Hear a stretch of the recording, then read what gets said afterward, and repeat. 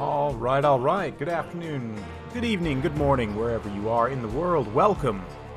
I'm going to be getting started in just a moment here. Got Dutch Skink and Rubber Duck of War facing off first.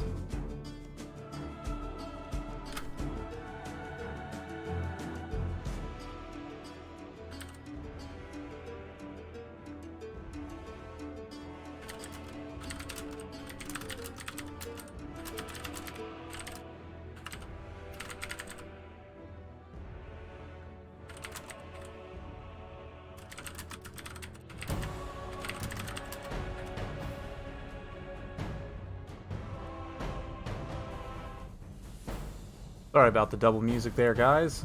A little bit of a strange situation, but anyway, we're going to be switching it over to the screen here. Show you guys what we're doing. Welcome. We got in the house Gleb Starkin, Hero Haas. Good to see you guys popping this in some various places here.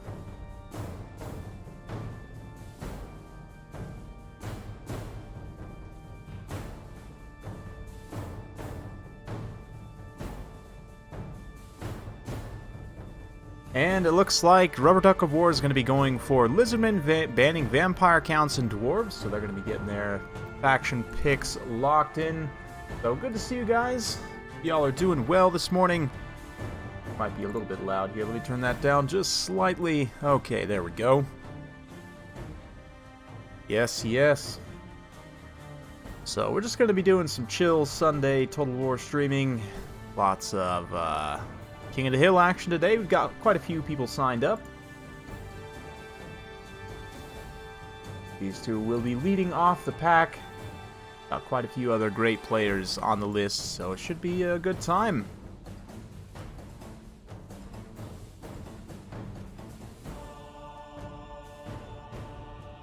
Skink thinking about his pick here.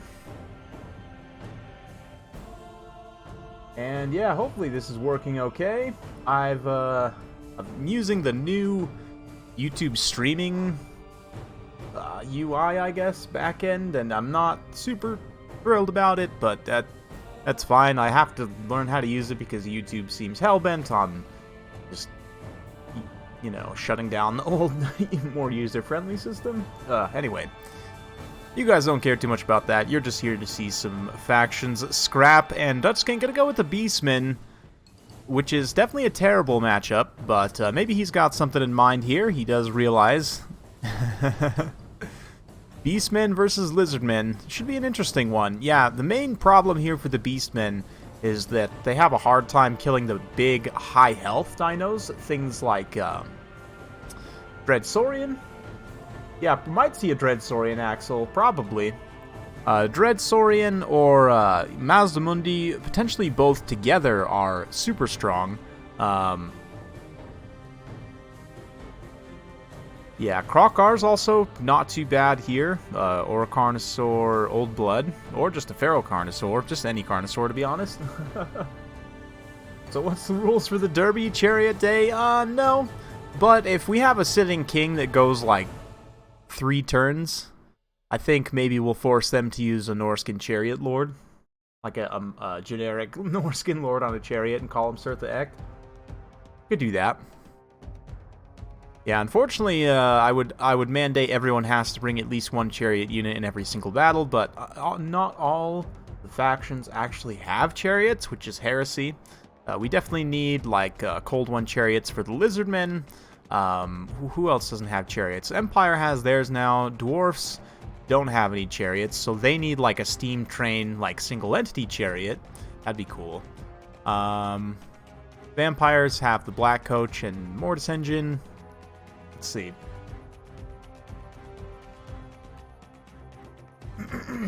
Yeah, there are plenty of chariot units in the game now. I think almost all factions have chariots. Wood elves need chariots. How cool would it be to get like a reindeer chariot though? Maybe like 1100 points, like super fast, like 110 speed maybe, and just rolls over absolutely everything. That would be awesome. I don't know if we end up getting the Lothern Skycutter.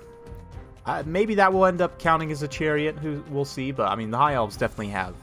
We got the Tyranox, Ithilmars. I really hope we get the White Lion chariots at some point as well that are pulled by, you know, like actual lions. That would be awesome. Yeah. Chariots are definitely something to be excited about. Just one sec, guys. I'm going to go grab a drink. I'll be right back.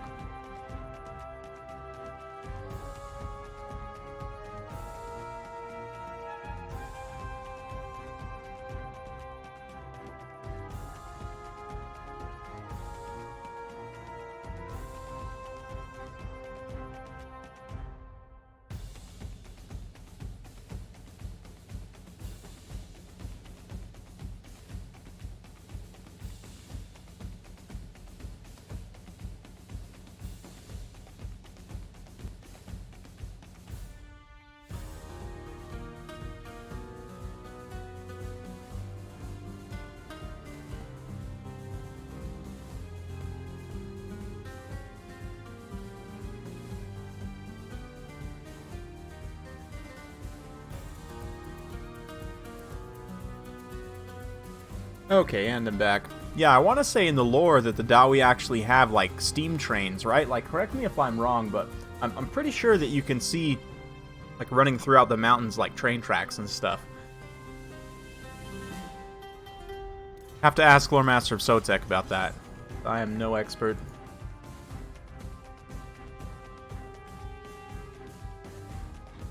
Yeah, there's one in Blood Bowl. Yeah, the Death Roller, exactly.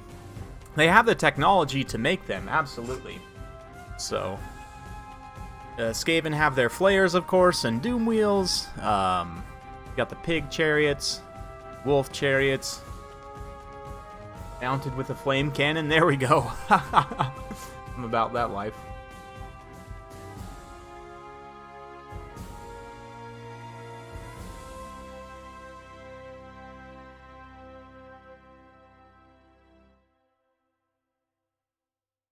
Yeah, isn't the Death Roller technically like a mining device? Yes, Lord Spook, I would love that. Dawi needs something like that too. They need some kind of high mass, like, you know, yeah, just some kind of high mass like wheeled unit would be awesome. They are masters of engineering after all. Anyway, thank you Med2 for the music. We'll fade that out now. Very fitting. You know what, actually? This is kind of a Lizardmen track. We'll just let it play out as they load in.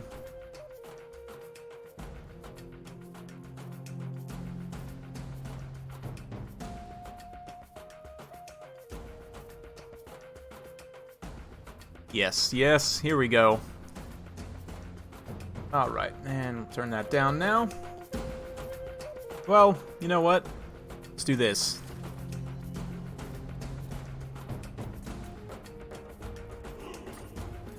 We'll just leave this track playing as we go over the armies real quick here, because this is a fantastic track, to be honest. Looking at the Beastmen here, they've gone for a pretty wide build. We've got a couple Minotaurs with great weapons, some Goreherds with shields here, Ungor Raiders, Man Rippers there, Korok's Man Rippers. Interesting. Pretty wide. See what the leadership core is. He's got Gourville and Maligore, the Dark Omen. Saighe summons. Definitely looking to be taking advantage of that. The Minotaurs with great weapons is not something you see super often in this matchup, but actually, if the Lizardmen don't bring enough ranged units, these guys will go to town. That being said, the ranged units for the Lizardmen do tear these guys apart. Only 35 armor, and yeah, 35 armor for a unit this expensive. No miss a block chance. Very, very rough. That's why I prefer the shields. Shielded Minotaurs are actually pretty decent, I think. But let's have a look at what he's got. Yep, Mazumundi plus the Shredder of Lustria. Very heavy build here. Temple Guard, Legion of Chocolates. He's got a cohort of Sotek here, Skink cohort, and some Chameleon Skinks out in front. Excellent.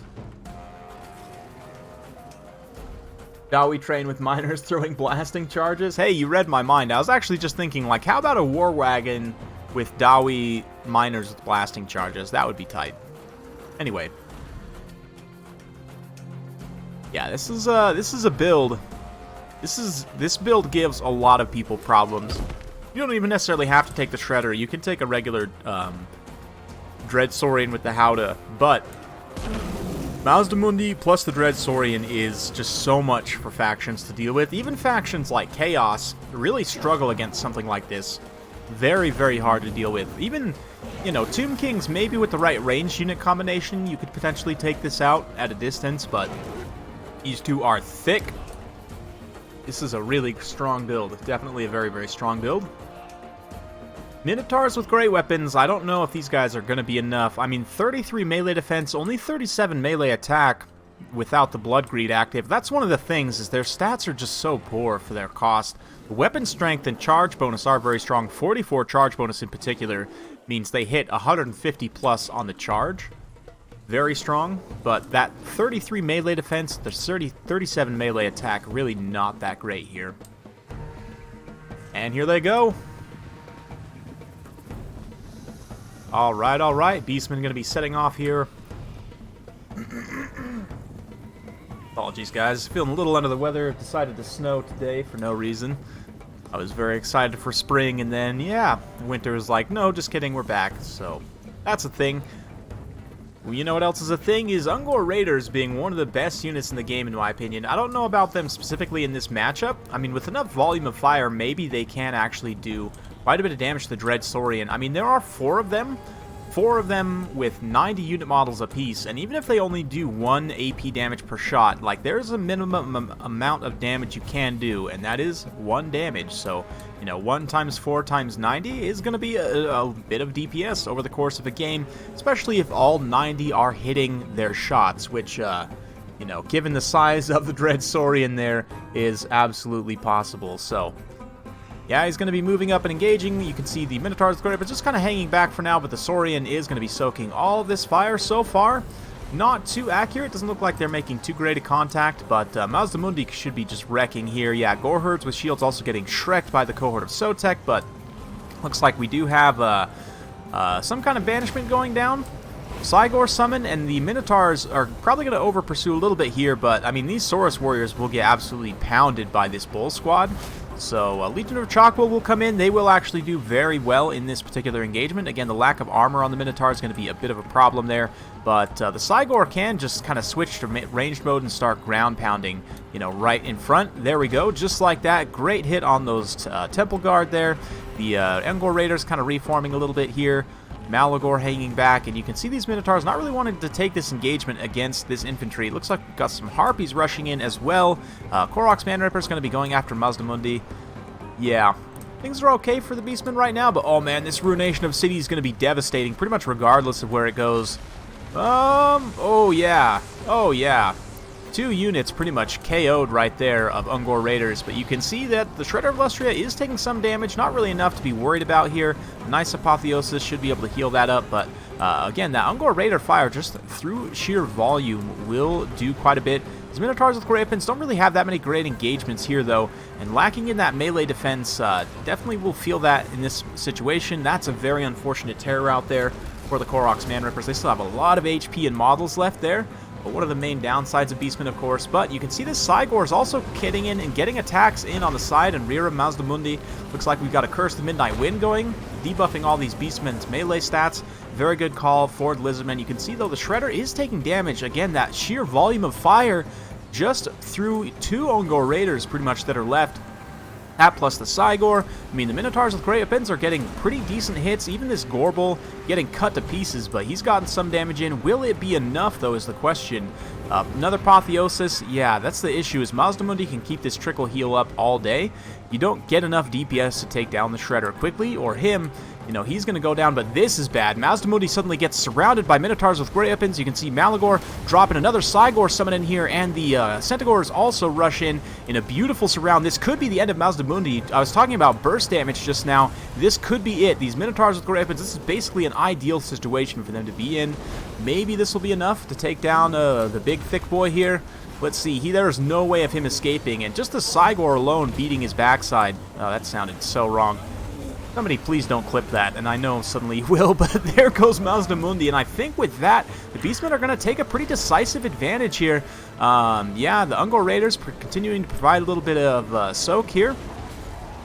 Saighe, ground and pound, and these Minotaurs with Great Pins still being alive very critically are able to dish out a ton of DPS, so while that is a very strong Lizardman build, Dutch Skink able to kind of hang in there, get some decent surrounds, and using those Minotaurs with Great Pins, just keeping them kind of saturated in there. Honestly, this Lizardman infantry has been contributing, but I don't know if it's been contributing all that much, to be honest.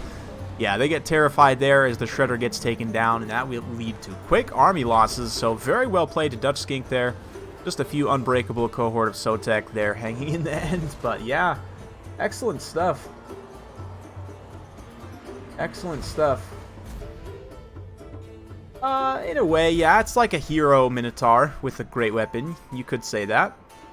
I think, yeah, that was a good one. That's actually a pretty decent Beastman build. This is maybe a little bit of a different leadership core than what I would go with, but as somebody who like broadly discounts the Minotaurs with great weapons, this is a pretty good game to kind of show me that I'm wrong, right?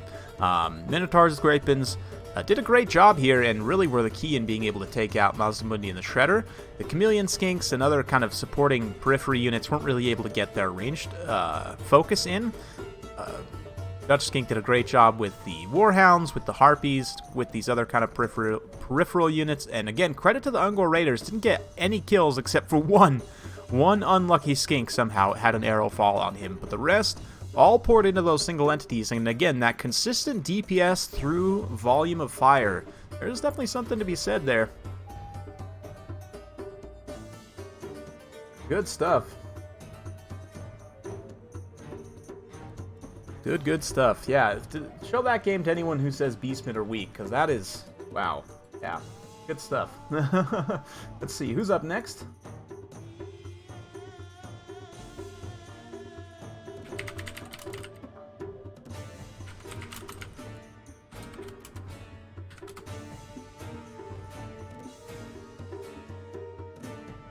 Get the next person lined in. Should be Pugnoban, I believe.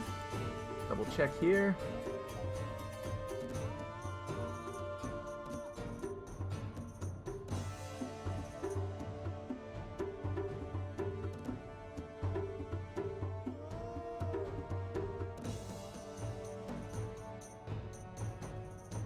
All right.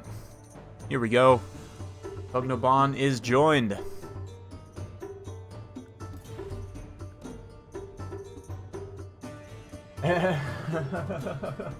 It's all good, Rubber Duck. That was a good game. That was a good game. I mean, you kind of walked into a little bit into a buzzsaw there. That I think that build was actually kind of good. Like, don't tell anyone, but that Minotaurs with great weapons thing, there might be something to that. For a little bit of extra spend, that could have been 2 giants, though, if you think about it. And what's really better, 2 giants or 2 units of Minotaurs with great weapons? Hard to say.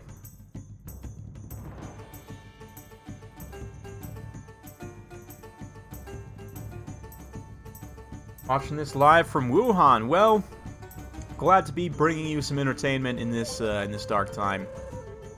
Yeah, it's should be good. Yes, here. Let's see.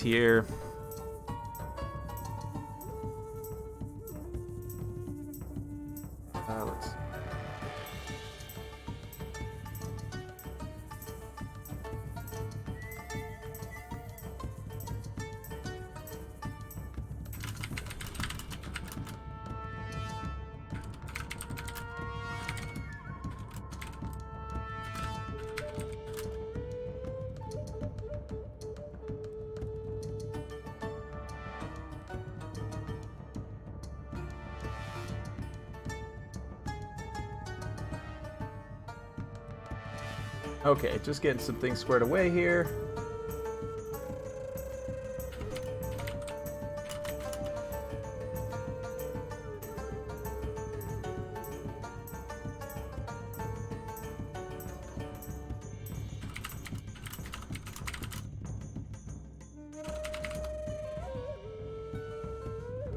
Alright, alright.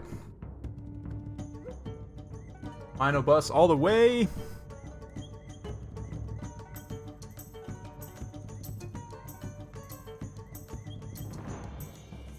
Looks like we're going to have Dark Elves versus Vampire Counts. This is a very interesting matchup now with the most recent DLC that Dark Elves got. They can do some really interesting things in the air. They can do some really interesting things with monsters, synergizing with like the Beastmaster. You can do like an infantry foot squad that's really hard for the Vampire Counts to kill.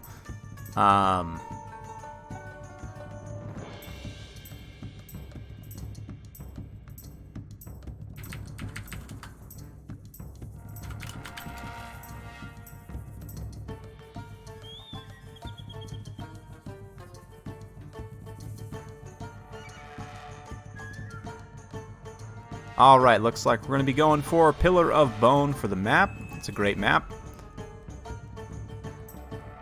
Very appropriate, considering these two factions. Alright, alright.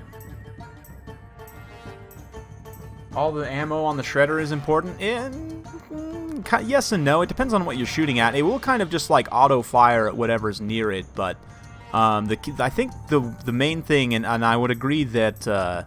I think Rubber Duck would probably agree is that he just overextended a little bit with Mazda Mundi there and kind of got him surrounded, which is easy to do, especially on that animation where he kind of charges forward.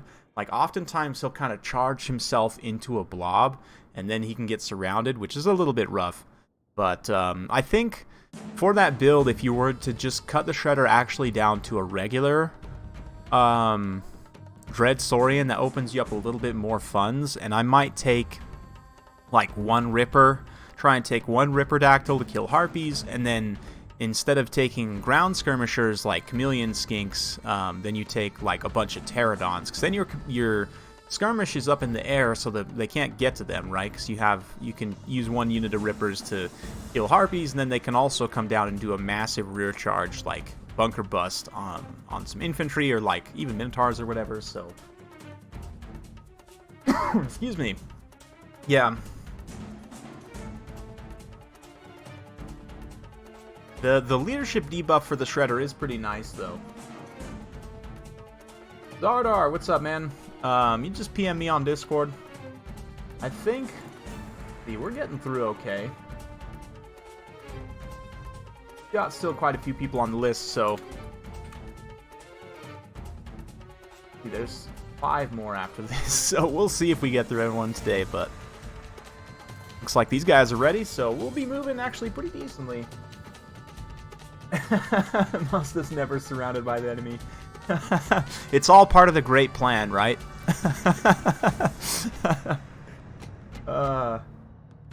Repeater crossbows?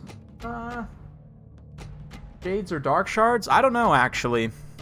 I wouldn't take any ground skirmishers in this matchup. I would only take mounted skirmishers. In fact, that's true of any faction against the Vampire Counts, and that's just my own playstyle.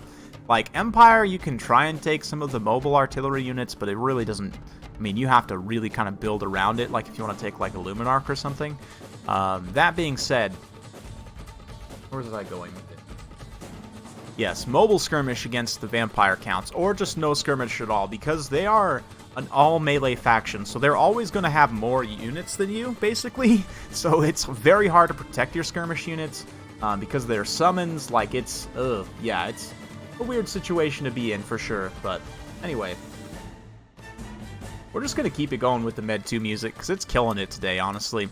Let's start with this Dark Elf build. This is, this is a build. We've got Malekith, Double Master up in the air, the Knights of the Ebon Claw with a second Black Dragon, and then an absolute box of Dread Spears with Blades of the Blood Queen. So that is a build. And in fact... it looks like Dutch Skink not going to be contesting the air game at all. In fact, has gone with 2 units of Hex Race, including the Chill Geist, and 2 units of Blood Knights. So a very strong elite cavalry corps. That should be interesting as kind of a response to this air game. He's also got 2 White Kings and Vlad von Karstein, plus a unit of Cairn Wraiths. The ethereal units are very dangerous against against Dark Elves because of Soul Stealer.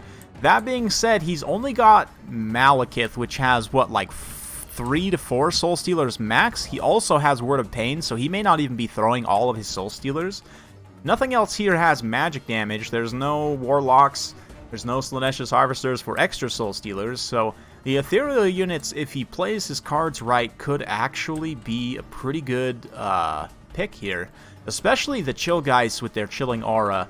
The fact that they also do magic damage is good, because obviously being the physical resistance aspect of the Guardians from the Master, and both from the Blades of the Blood Queen, both will apply, and of course Malekith having his own innate physical resistance of 20% as well, so that magic damage will be super important for those hex rates.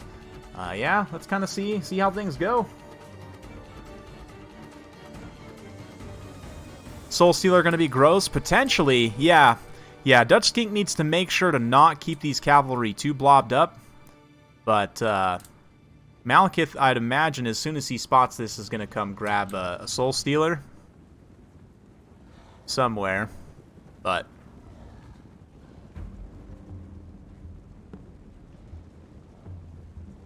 yeah, so far he's just kind of moving his mobile box in a sort of an oblique fashion forward. Yeah, you can see how he's kind of spread these two out. One thing I will say about Dutch Skink's build is he doesn't have any passive healing sources, which could potentially be a problem. I mean, Vlad's got a pretty good amount of magic, but he does have Arcane Conduit. No, I spoke too soon. He does have Arcane Conduit, which is pretty good. So, I mean, he's not going to be completely without healing, but something like an Unholy Lodestone Corpse Cart, I think, would have been really, really nice here. But, yeah, this Ground Force, I think, actually might be okay, because he can use it to kind of respond to this Air Force wherever it tries to come down. And you can see immediately he does so. The White King. And the thing about the Masters as well is they have no sources of healing. He probably could have honestly stayed with those Hex rates, through maybe a Dance Macabre on them. Probably would have done a ton of damage to those Masters. The thing about the Masters is they can't heal at all, right? Neither can this other Black Dragon, so yeah. So far, just a nice, patient engagement. Vlad and the lad's going to be getting going.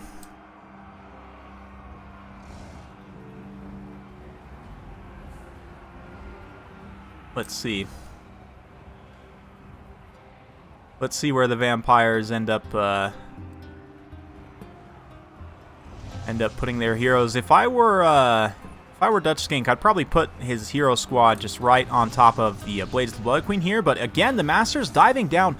Not really sure about this. I guess he's trying to force the blob in and trying to get the Hex race to blob in, but instead the Cairn race are actually going to be the ones blobbing in. I do hear a Word of Pain as well, which means some of that magic is going to be used not on these Hex race, basically, which is bad.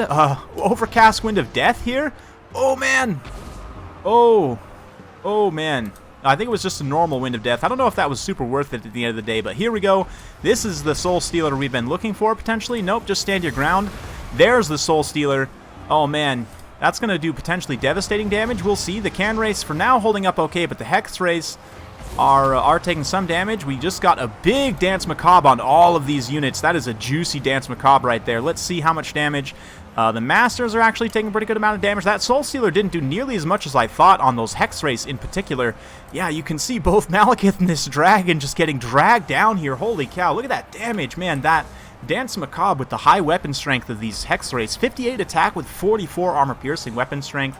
They're basically like ethereal questing knights, more or less. These Masters are screwed. They are just done. Yeah, there's no hope for them, I don't think. That being said, pulling back up in the air is good. He does have a couple breath attacks here, so Dutch Skink needs to make sure to not stay blobbed up like this. You can see he is doing so, pulling back away as those potential breath attacks get lined up there. Breath attacks still going to be thrown in there at zombies, just going after numbers of kills. I almost might have lined up like point blank, tried to double tap Vlad with those breaths, just breathing directly straight down at him. If he hit with all the missiles on a foot character, just because they don't have much HP, it does a ridiculous amount of damage. But that being said, the Blood Knights have taken quite a bit of damage as well. Dutch Skink needs to be careful with his Winds of Magic usage here, to maybe try and just conserve and get a big heal on this Cav blob if he charges them all in one place. But again, that Soul Stealer could be dangerous. The Chill Guys coming in, applying that nice debuff. These Knights of the Ebb and Claw as well, and the Blades of the Blood Queen. A couple more elite units. You can see, though, that the Masters, I said they were done for earlier, but they're actually still fighting decently well here. Just now about to get finished off there, but Blood Knights still fighting. This unit of Blood Knights being gone is a big problem, but now the Masters are actually getting terrified away, which is not the best, but Blood Knights come in for another charge. Not sure exactly who they were targeting there, but a nice Invocation of Nehek does get both of these Blood Knights. No, just the one unit of Blood Knights actually does get their Cairn Race as well, though, which is a pretty good target. Of course, Invocation of Nehek does have a max number of targets, so you do have to kind of be aware of that. The Dread Spears here are going to get terrified away, which is pretty nice. There's a lot of terror units, and oh man, here comes the Soul Stealer. Great job by Dutch Skink pulling away a lot of his cavalry units there. That basically hit only one of those cavalry units. Yeah, only the one unit of Blood Knights was hit by that Soul Stealer there. Even these Cairn Race were gone. Looks like they're about to run back into the effect, but it does end just now there. So that should be, there may be one more Soul Stealer potentially, but I think that's probably it. And we'll see. I don't know if this is going to be a very atrocious fight here, but you can see the Blood Knight still being alive is very critical. A beautiful kind of isolation with the cavalry. They're going to pummel this Tattered Dread Spear here, pin in these Masters once more, and get on this Black Dragon again. Very, very good stuff. A beautiful Breath, though, does go down, makes good contact on those Cairn Race there. Might break their leadership and cause Crumbling. Nope, doesn't look like it quite does, but both of these Masters now broken once again. His Black Dragon taking a lot of damage. So yeah, you can see as that Black Dragon takes those hits of damage, that is just tilting the balance of power straight up. Yeah, it's a little sad that Vampire counts do Bretonnia better than the Bretonnia, but this is actually a pretty Bretonnia thing to do, I feel like.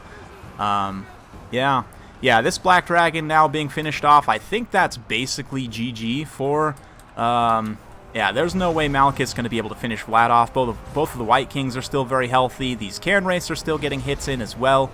So yeah, Master of Beguilement on Malekith as he dives in, only 41 melee attack.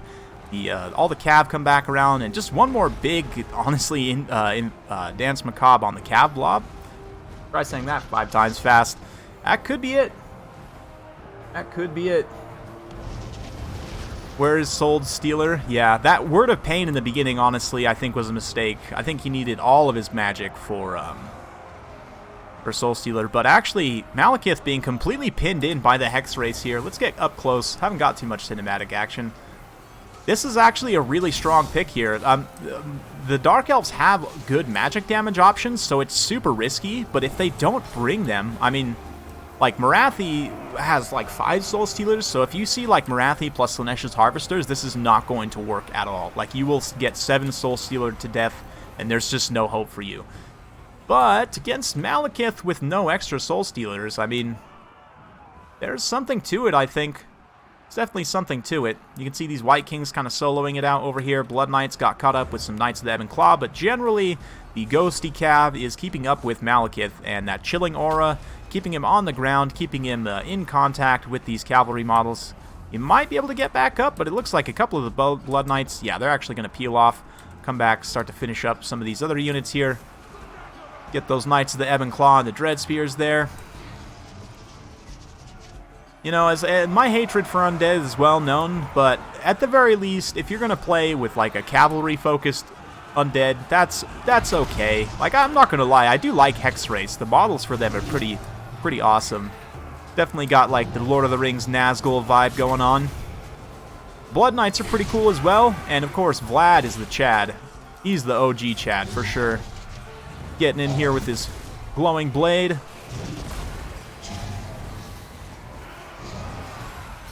What happened to the bats? That is a good question. That's a good question. They died, I'm sure, at some point. But, yep. Good stuff. Good stuff. Yeah, man, those Hex rates. 119, 55 for the Chill Guys, 43 and 39 on those Blood Knights. That's great cav play there. On Pugnobon's side, you would expect massive kill totals. 246 on Malekith. Only 58 on that other Black Dragon, though. That's pretty cost inefficient. 144 for the Knights of the Ebb and Claw. They actually held out quite well there. And the Blades of the Blood Queen as well. 183 kills. Both the Masters, they kind of got caught up in a little bit of a rough situation there for most of the fight. But Yeah. GG.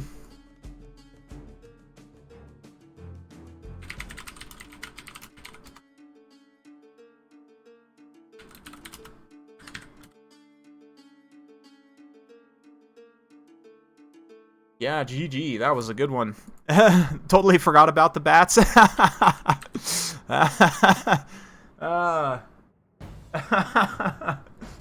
Yeah, I didn't need him. Didn't need him. They would have been nice for chasing some routing stuff off there, but it didn't need him. Yeah, Axel. Thanks for joining, man. Much appreciated.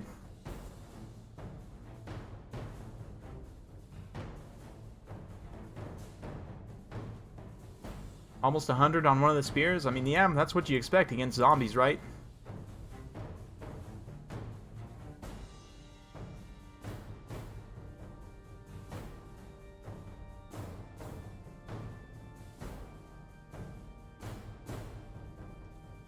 Okay, just a second.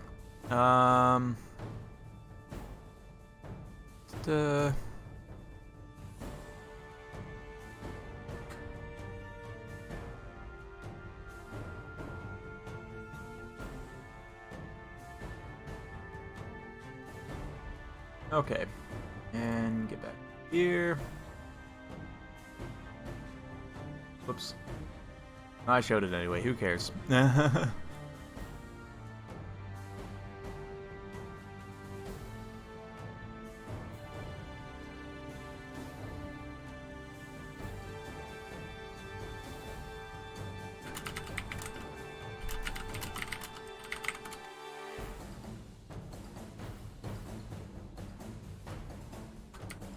Alright, Zardar, all caps. Okay. There we go. Got you. What is the order? Well, Taco, you are going to be... So, Celeb is here. Shetland is next, and then you are after Shetland.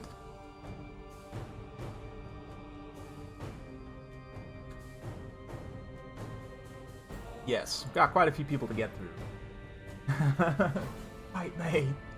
You know what you could do, Taco, while you're waiting is grab King of the Dead or Zardar to practice, and then send me the practice replays and I can cast them on my channel on a later date. How about that?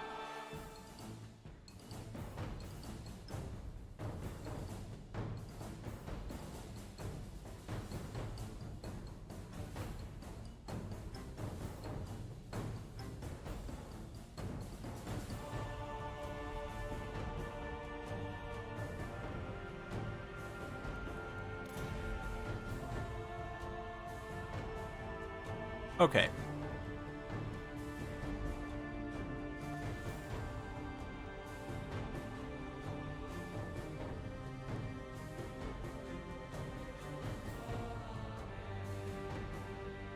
And then you're after Taco. Actually, A move is before you, King of the Dead. So Shetland, Taco, A move, and then you, and then Zardar. And after that, we'll probably be done.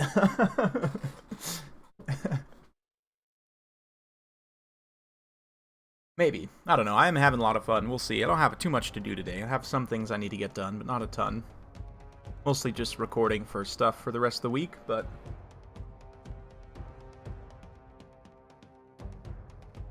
Greenskins ban dwarfs and coast. So now Celeb gets his pick.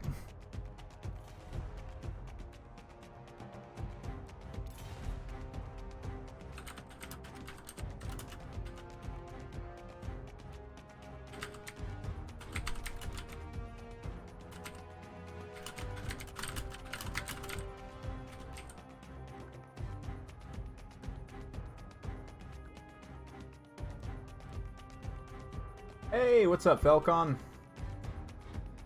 Full day stream. There we go.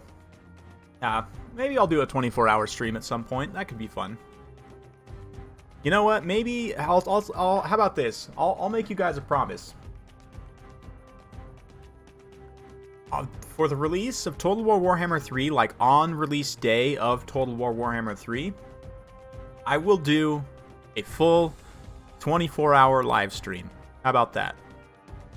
You guys, this is the record of it now. Make note. Take note. Northern Chaos Wastes. All right. So yes, remember this saying. I will do when Total War Warhammer 3 is released on release day. I will do a full 24-hour stream. That sounds like fun. For a special occasion like that, I think that would be a worthy cause.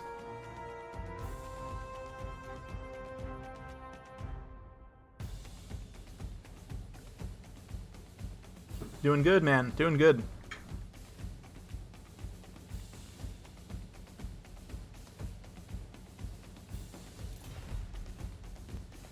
Looks like we're gonna have Bretonnia versus the Greenskins. This is a great matchup.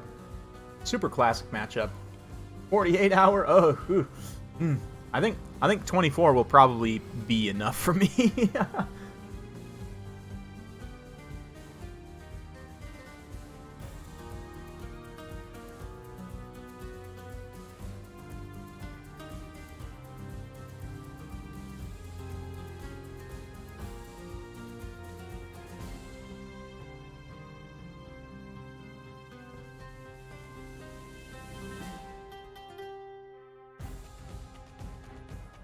Taco, are you offline? Let's see. Is Taco offline?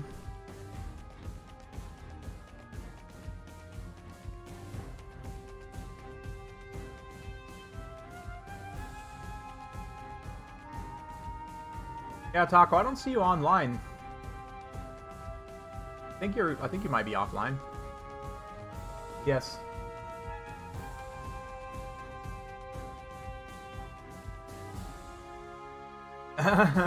Weed overdose. Hit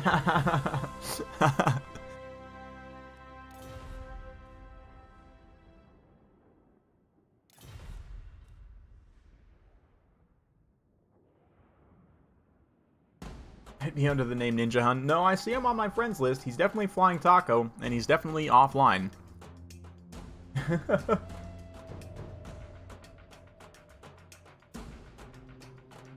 Yeah, it shows for me that you're offline, so maybe check your connection to Steam.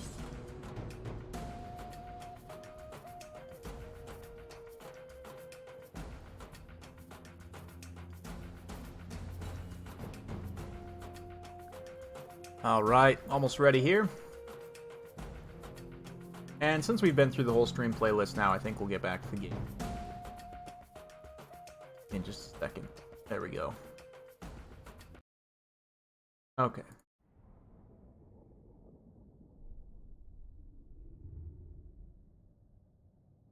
Do I have a ninja in my friends list? No. No, King of the Dead, I do not.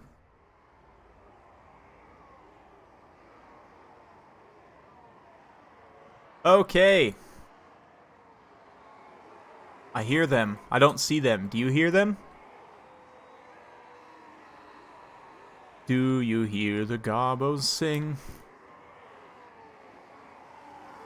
Black Orc singing. Yep. Anyway, here we are. Let's have a look at some builds. Let's get some music also. Got a giant. We've got 3 Black Orcs, Orc Boar, Boy, Biggins, Orc Shaman, and is that Gore? It is Gore Ironhide. How about that? That's right. We've got up front a whole bunch of fanatics, much approved, and yeah, that's it. Basic, straightforward Greenskins build.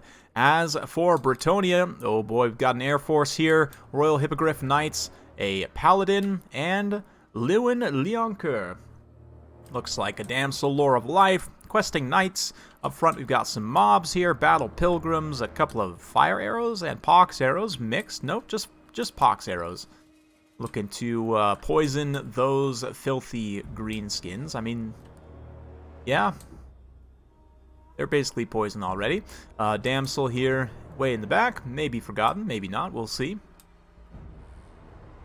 But these are both pretty basic builds. The one interesting kind of pick here is the Giant. Wow, look at this. Full Chevron Giant as well. He's going to be vulnerable to that Peasant Bow Fire. Very vulnerable to that Peasant Bow Fire. But with those stats, he can stand and hang with any of the Bretonnians in melee quite easily. He can just about one-shot, I don't think. Let's see, let's do some quick mental math, which I will be embarrassingly bad at.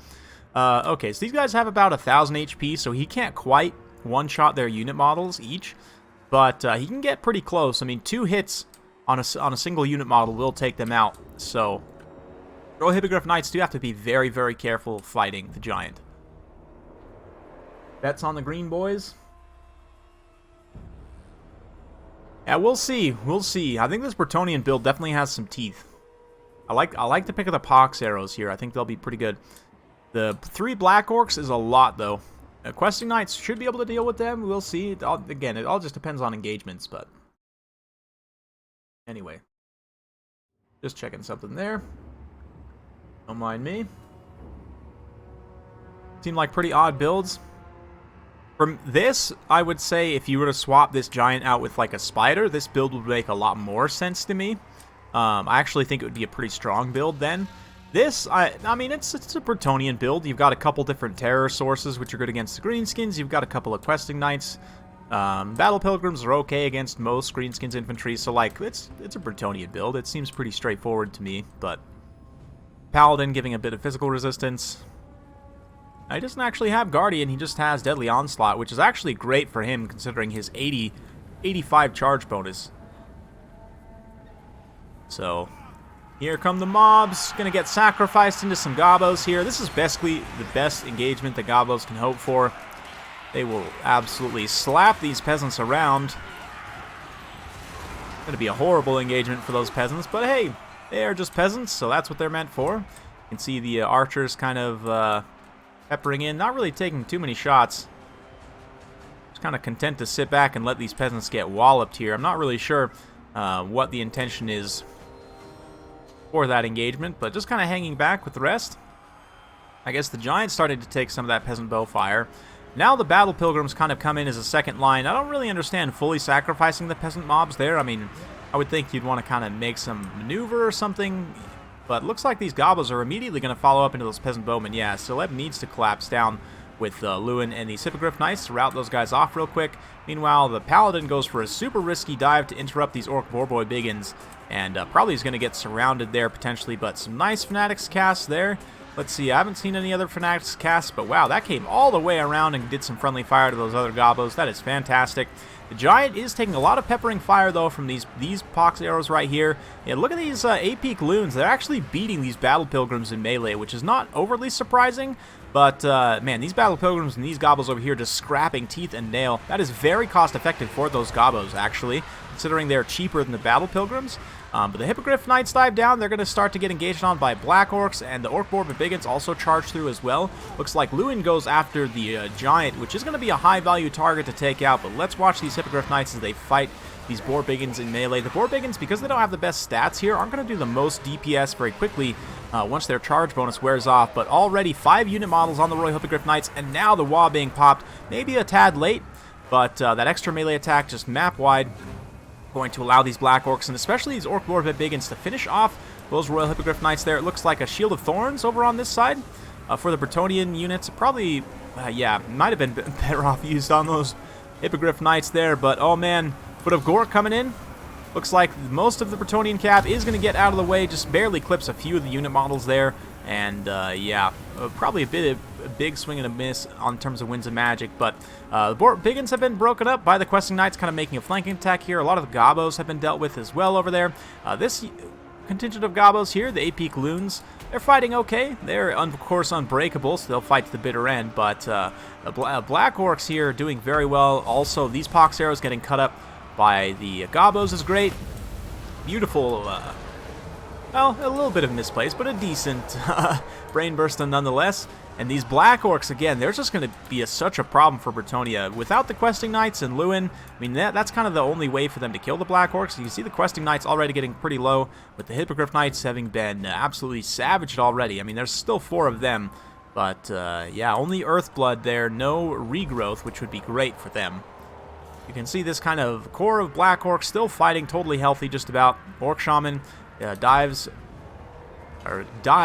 rather by the Paladin. And is Lewin going to make a dive on Grimgore? He goes straight after Grimgore there. Does get a pretty good charge. He's got Foe Seeker active. And it looks like we're going to get a Shield of Thorns, a nice side charge as well from the Hippogriff Knights come in. So everyone gets some physical resistance, a little bit of extra weapon damage as well. Will it be enough, though? I mean, this is a ton of Black Orcs supporting here. And even if Grimgore goes down, I mean, it's not like these Black Orcs are going to get terrified away. And they all have heavy weapon strength, so any hits that they get, it's going to be nasty. There's Vorbiggins mixed in here as well for extra mass, anti-large, AAP. You can see the Questing Knights kind of come in and start to eat away at this flank here, but it's really not the best engagement for Bretonnia. Yeah, you can see the balance power slowly starting to turn as Greenskins kind of finish off some of these late game engagements here. Lewin comes in, gets a really good hit on Grimgore, though. That is going to keep the balance of power close, and maybe, just maybe, if Grimgore gets sniped here, he has enough to finish off, but I just don't know. All these Black Orcs, I think it's going to be too much, and Grimgore might actually get some hits on Lewin here in return. Let's see. We'll get close for the final duel of the fates. Black Orc got a hit there, but actually probably just got finished off by Lewin. Yep, he is down. So with Grimgore going down, that might be enough. Nope, it looks like actually King Lewin then gets taken out by the Orc Shaman. He's juiced up with Irigo. All these Black Orcs have got Irigo, and Lewin gets routed. Yep, he is routing, so his innate regeneration is then stopped. We've still just got this Royal Hippogriff Knight, and all of these kind of peripheral scattered peasants, all of these archers can come back in, start to use up some of their ammo, but seemingly forgotten for the time being. The Paladin dives in. These Hippogriff Knights dive in one more time. Again, without all this other support, they're just kind of throwing themselves away a little bit, but yeah, we'll see. Lewin is going to come back here. And I'm just waiting for Sled to notice all of these units out here on the side. Lewin's going to make his best attempt, though. Maybe if he can come in and goon this Orc Shaman now and finish off the next leadership unit. I mean, again, the Black Orcs aren't going to get terrified, but at least beating them on leadership is going to be kind of the only way. But, yeah, some like Gobbo Cav or just some Gobbo Cav Wolf or Spider or some kind at this point would just be so useful. But there we go. Finally notices the rest of his units there. Got some Questing Knights and some other units. Yeah, Damsel Lore of Life can come in now as well. We've got a handful of Battle Pilgrims. I don't know. Maybe. A nice rear charge, though, from those Vorbiggins there. That might be enough to actually finish Lewin off. Look at that. He's down below 500 HP. He got a little bit of a tiny healing tick there from that lore attribute, but I think that's it for Lewin. I don't know if he can get away from those boars now. I mean, the boars maybe a little bit of pox arrow fire coming in and poisoning them, making them slightly slower. Will Lewin actually get away here? But it looks like the Gobbos now following up, getting into those peasant bowmen, going to be starting to rout them off, and maybe Lewin just barely, it looks like, going to squeak back up in the air. Paladin taking a bunch of hits. Here comes the Damsel. You can see the various peasant units making their way forward now. These Gobbos, though, these Gobbo Fanatics, if they have a Fanatics cast they can throw right here, that would be perfect. Just throw that right, like, side shot through the archers right there. You can see this nice box of Black Orcs just running through, full Chad. They don't care that their leader's gone. They don't care they're getting poisoned, shot in the face. They're going to continue pushing through. You can see these Vorbiggins. I thought they were going to hit those archers real quick, but it looks like they actually turn and immediately rout those peasants. And there's the Fanatics I've been looking for. Beautifully shot then through those pox arrows. The rest of the units over here being shattered, and it looks like Dutch King now going to be finally cleaning up on some engagements here. Yep, Orc Vorbiggins, these Night Goblins kind of cleaning up these peripheral units. The Damsel and the Paladin get stuck in. Boars are so slow. Yeah, true. Well, Falcon, you see, they have 50 weapon strength. That's why they do so much damage. They may not have that great melee attack, but 50 weapon damage is legit. For a unit with 60 unit models, that is a lot of damage. I mean, that's as much damage as Treeman. Or, sorry, not Treeman, Treekin. ROR has Splash too. Yeah, that's true. That's true.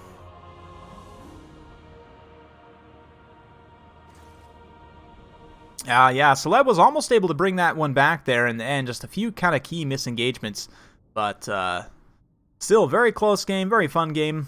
That Giant ended up being a pretty bad mispick, but at the same time, you know, Celeb, his front line just got absolutely crumped there. The Royal Hippogriff Knights got some work done, but probably weren't super cost effective at the end of the day. Is Grimgore the worst lord in the game? No, not even close. Not even close. Tretch is the worst lord in the game, by far.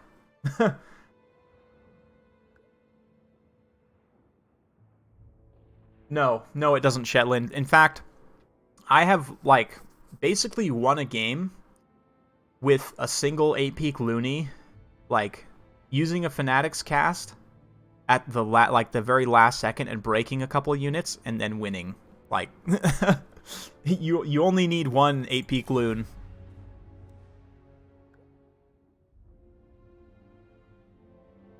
Dutch Skink on a tear today. Let's see if Shetland can take him down. I will PM you the password.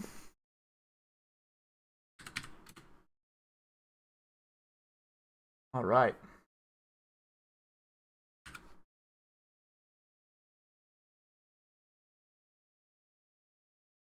Not Gorst. No, Gorst is actually pretty good. Gorst is actually not bad. Believe it or not.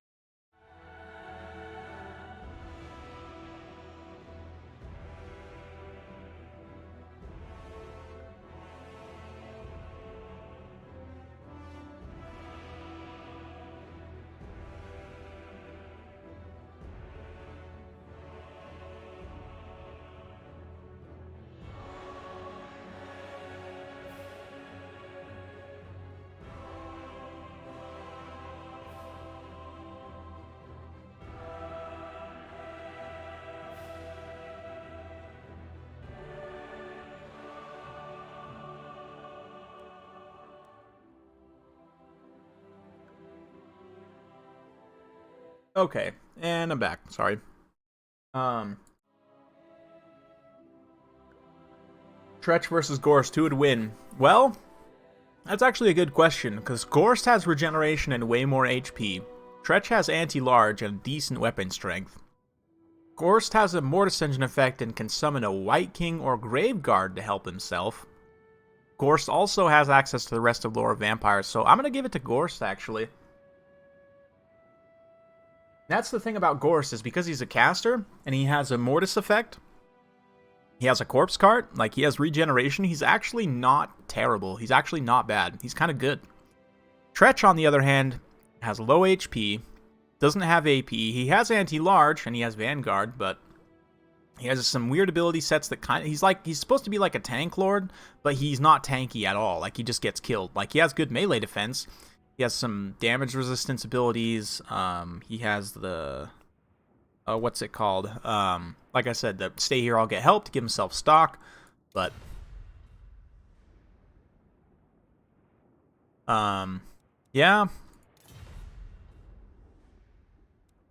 Yes. All of that, Felcom.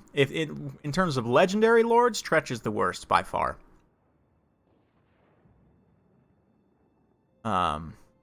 Yeah, just thinking now, like, who else would even come close?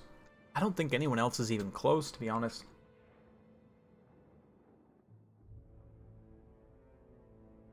Nakai. Nakai, like, top 5 worst lords, real quick. Tretch, Nakai. I almost don't want to even say Gorst. I'm going to say Isabella, actually. Isabella.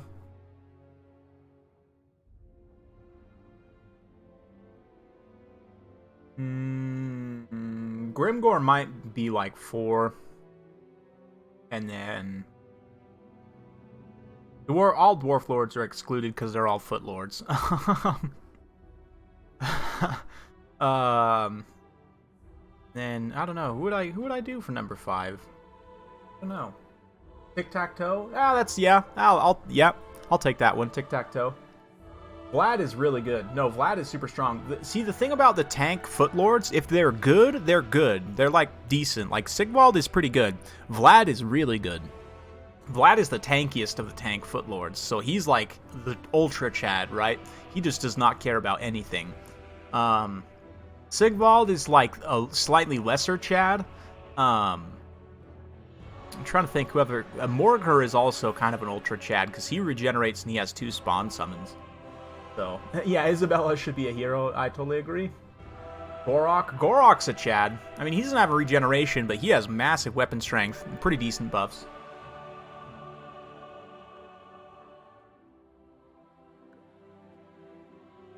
Actually, a lot of lords you can take without a mount, they become terrible as well. Yes and no. Some lords are actually, like, kind of good without mounts. Like, I didn't realize this, but Karl Franz actually has, like, 60 charge bonus on foot. Yes, exactly. Actually, Krokar's not too bad on foot either. Like, he doesn't have as good of buffs, but he has anti-large, and he hits pretty hard still. Of course, Gotrek is the ultimate foot lord, ultimate OP foot lord. Yeah, I like Gotrek a lot. He's pretty neat. Not Gotrek, Gorok. I mean, I like Gotrek too, but Gorok, yeah, Gorok's awesome. Why is Isabella so expensive? No one knows, Ant-Man. No one knows. He is terrible. Worst non-legendary lord?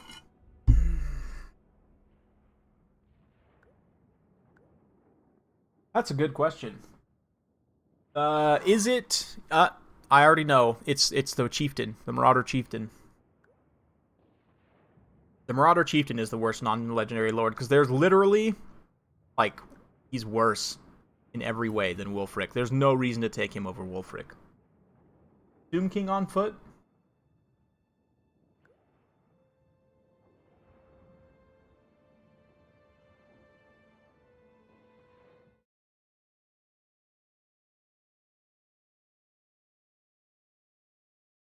Maybe the Skaven Warlord on foot? Oh, he's cheap, though, at least.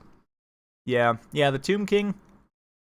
I might be curious to see, because I think the Norsken Warlord has, like, bad stats, like 30 armor or 50 armor only. Like, Empire General, yeah, same thing with the Empire General. He's cheap, though. So, Tomb King, yeah, I didn't know he was that expensive. How about Gilgallion and Nolosi? The Dreadlord and the Prince. Melee versions.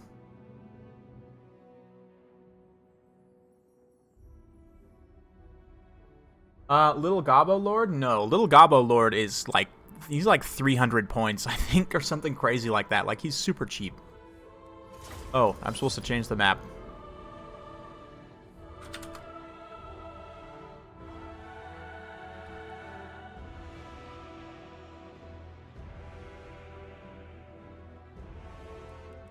I was supposed to change the map. I'm just like sitting here like, why aren't these guys starting yet? Let's do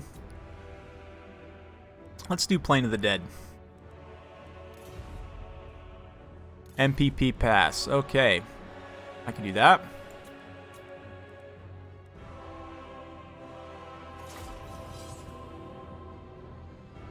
Yeah, he has the Criminal Scum sword, so that's automatically OP, right?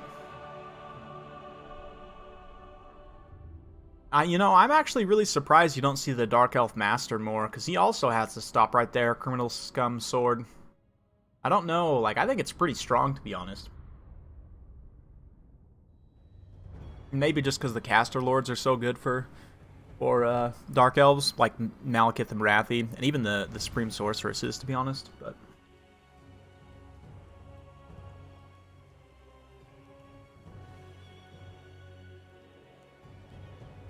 Yes, 3 wins, yep. And he's taken Tomb Kings versus Dawi this time, so let's have a look. We've got a Wild Cetra, 2 Necrotects on Chariots, we've got 2 Tomb Scorpions, a front line of Skeleton Warriors, I've got a second line of Skeleton Archers, so pretty basic build, to be honest. What is that? It's a Necrotect and a Prince, I see. Okay. Dawi, Shetland's Dawi, of course. Nice tight formation. He's got some blasting charges, including the Nor Grimlings, Ironbreakers, Longbeards, Irondrakes. He's got Gotrek, Felix, and Grombrindle with the Dragonback Slayers. And is that, yeah, looks like some Bolt Throwers. Oh man, look at this artillery like defensive artillery position in the forest here, right on the edge of the forest, in fact. So like none of the shots will get blocked by trees, most likely, but he will get the benefit of fighting in the woods, right? Because he's just small dwarves.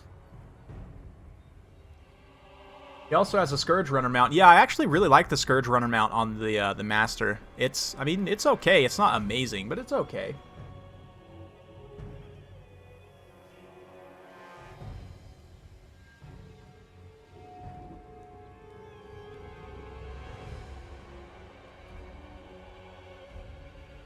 Yes, yeah, Cetra on a chariot alone is like the bane of all dwarves everywhere. So that's good. Looks like he brought one too many skeleton archers. That's fine. That's totally fine. Not a big deal at all. It's just a skeleton archer. Bolt throwers, yeah, bolt throwers, yep. I actually think this is pretty decent. Bolt throwers are a little underrated in my opinion, because they're cheap artillery that can do a lot of damage. I mean, they don't do that much damage, but they're cheap artillery. They can do decent damage, I should say. And, I mean, they're relatively short range, but because they're so cheap, it's pretty easy to make them pay for themselves. Only 550 points means that, like, I mean, you just do a little bit of damage against various units. Pretty much paid for itself.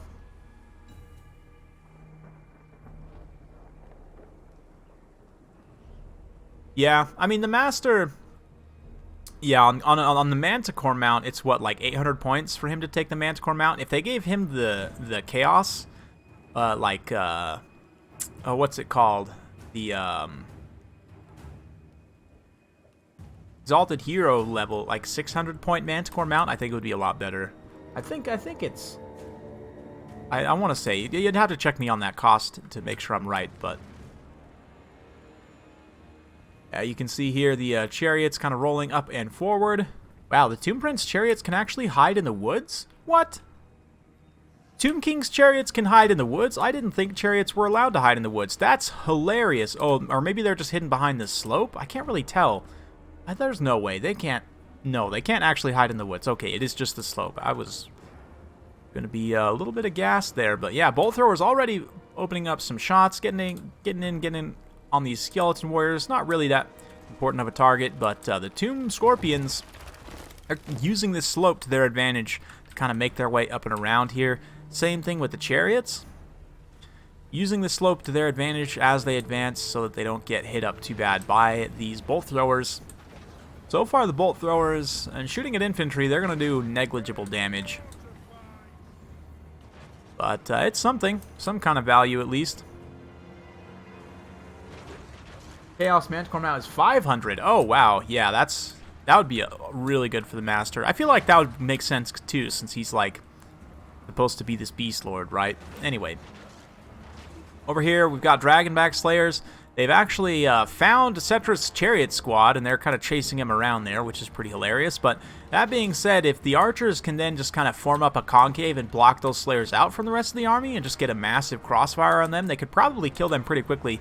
Here comes Gotrek, Felix, and Grombrindle. We'll zoom in close on the hero squad. They're going to be on an adventure, trudging up the hill in the rain, ready to fight this Tomb Scorpion. All the bony boys in the distance. Oh, the Tomb Scorpion's ready. Here comes Gotrek. Oh, there we go. Nice hit right to the face there. And, yeah, should do decent damage. Grombrindle's not quite in range to Smoke Bomb, unfortunately. It does look like the Tomb Scorpion will be able to squeak away there. And the blasting charge is now being unleashed. Longbeards also come forward to engage some of those skeleton warriors there. The Tomb Scorpion gets in, and look at that bow fire. Just doing almost nothing to those Norgremling's Ironbreakers. Yeah, that is brutal stuff. That being said, Cetra and the Chariot Squad going to be rolling down the hill, having shaken those Slayers somewhere. It looks like the Slayers actually retreated back into the woods, but Norgremling's Ironbreakers are a decent target for these Chariots to try and push through.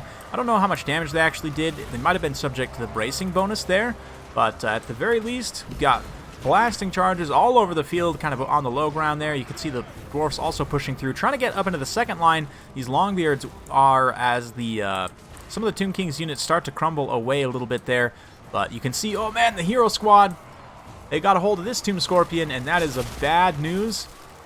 All the arrows are actually being focused on them, which is not a terrible idea at the end of the day, actually. If you can focus everything on Felix and take him out early, that's going to be pretty important, but losing this Tomb Scorpion is pretty painful. We are seeing some bolt throwers get shut down, though. Longbeards and other units getting interrupted by the chariots. So Cetra and his lackeys there making their presence felt immediately. Another Realm of Souls. Looks like we've got the full tier Realm of Souls, so we should be seeing a Ushabti summon probably relatively soon. But basically, Dutch Skink just needs to clear out all these supporting units before all his archers are gone. I don't think the Chariot Squad can really take out this character, Death Squad, but oh man, just look at how quickly this Tomb Scorpion goes down too. As soon as these three get in range, it's just bad news all day. Grombrindle and the Manling, and of course, the Slayer. Way more than what this poor Tomb Scorpion can handle, and he drops in a matter of seconds. That is a pretty big loss. 2,000 points down in terms of constructs, and no more terror is pretty painful. That being said, look at this crossfire of archers as they just tear through these poor Ekron's miners. Granted, it's not the most expensive unit in the world, but still, 600 points is pretty painful. There's still so many Iron Breakers here, though, and yeah. These archers probably need to be conserving their ammo to try and finish off this hero squad, potentially. Let Cetra and his chariot squad try and deal with the infantry. Here come these Longbeards. Still got probably quite a bit left in this battle, but yeah, Longbeards take a little bit of damage there. Probably not as much they would have liked. Skeletons would have liked, rather, but you can see the Ushabti getting in here. They're going to keep this bolt thrower crew from firing. Nope, looks like they're actually fighting those Longbeards. Somehow some skeleton warriors got themselves way back in here and isolated, which is not the best. Probably going to get crumbled away there, but it does look like Dutch Skink's reign might potentially be coming to an end here. Although, of course, Cetra and the chariots will continue to fight. Doing a great job trying to keep things from getting too far out of hand. These Longbeards going on an adventure chasing these skeleton archers. The Blessed Legion are not any of these. They're this one here. Okay, yes. So there will be some armored sundering. Still, 95 armor on those Iron Breakers, even after the armor sundering, is just so painful. Bolt throwers have been remounted, though, so that's a bit of a problem. You can see they're going to start opening shots on the various single model chariots. The fact that Gotrek and Felix and Grombrindle can just sit back and stand near these bolt throwers, keep that smoke bomb on station, and just keep pressuring these archers, honestly. The Iron Breakers and Dragonback Slayer is going to be taking relatively little damage here at the maximum range, and should be fast enough to actually pursue there. So let's see what the chariot squad's up to.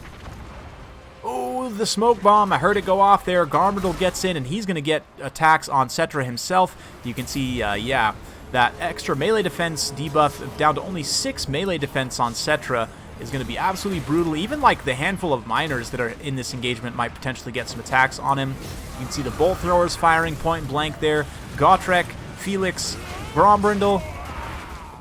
The Knight of the Dawi holding strong as Cetra goes down.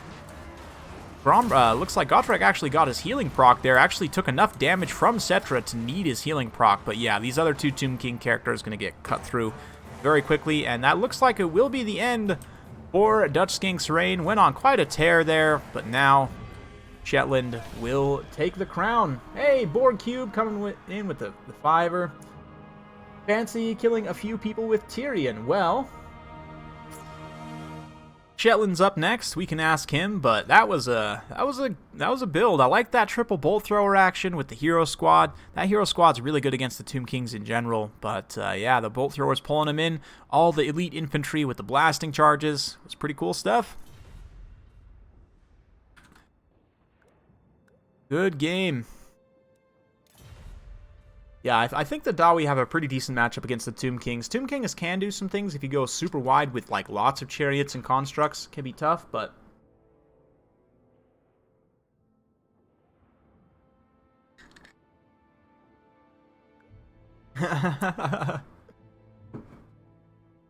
all right.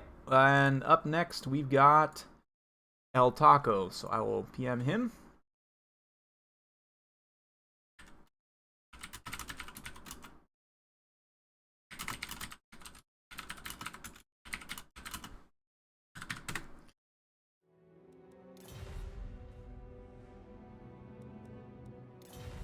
That was a good one.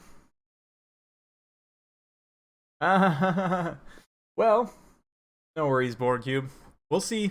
Maybe I can convince Shetland to play Tyrion, or maybe Taco will play Tyrion.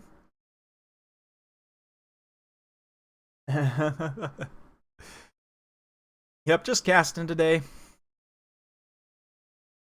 El Taco. Maybe. Or a move.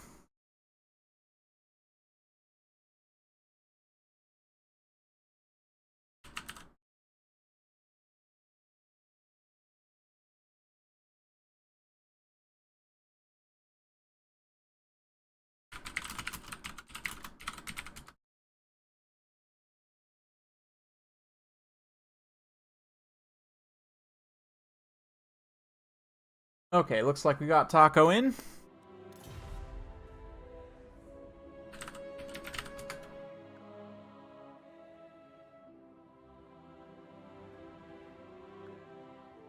The king is dead. The king of the dead is dead. What? Got a replay to send. Chaos versus Norske. Alright, toss it on over. That's a great matchup.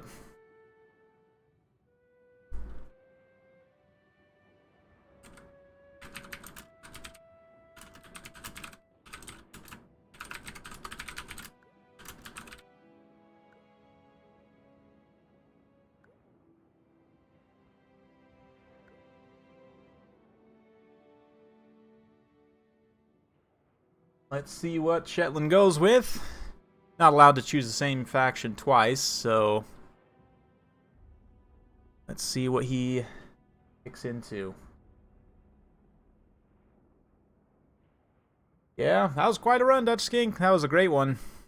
Empire, Bandawi, and Vampire counts. Okay. Haven't seen any Empire action yet today, so that's good. If the undead king dies, does that mean he's alive? Ah, big think.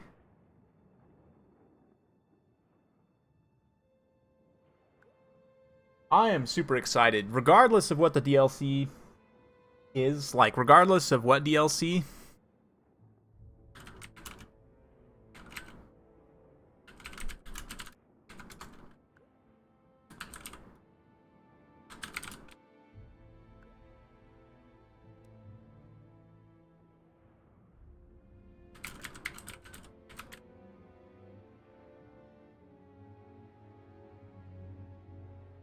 See some Amexon barbs.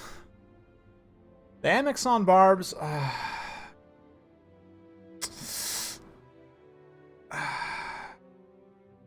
They're good. I mean, the base unit itself is good. Amexon barbs, though, their special effect has to be one of the worst. It's not bad. I mean, poison's good. But the fact that they have it.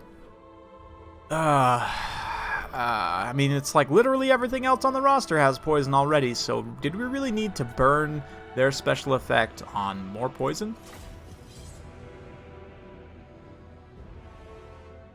Yeah, it's a little bit sad. High Elf Griffins would be nice to see. I think so. As long as the Empire gets dragons.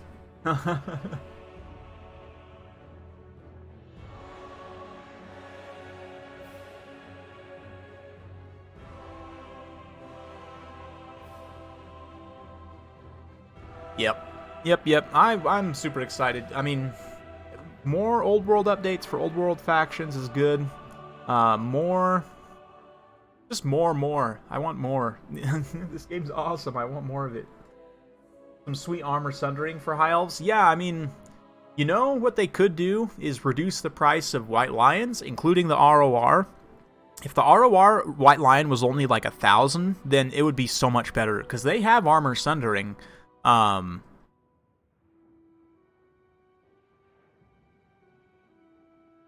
Yeah. Lore of Fire would be fantastic for them to have, like a proper Lore of Fire caster. White Lions honestly should be like 750, I think. Or 700. What do you think? 700 or 750? The issue I have is, like, none of the high elf units are cost effective. You could literally reduce all of them by like 25 cost, and they still would be just barely cost effective, I think. Like, literally all of their infantry could get minus 25 cost, and it would be okay. Yes, more squigs. Single entity squig is the only thing, well, not the only thing. That's one of the main things I want. Beastmen Wood Elves DLC. A lot of people seem to want that. I think that'd be a really cool thing. Also, like a Dark Elves Norske DLC would be great. Just saying. To get more Dark Elf stuff. Or more High Elf stuff.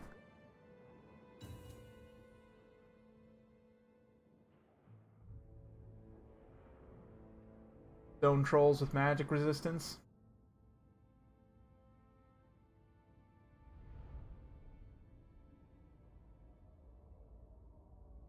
Yeah, all that and more.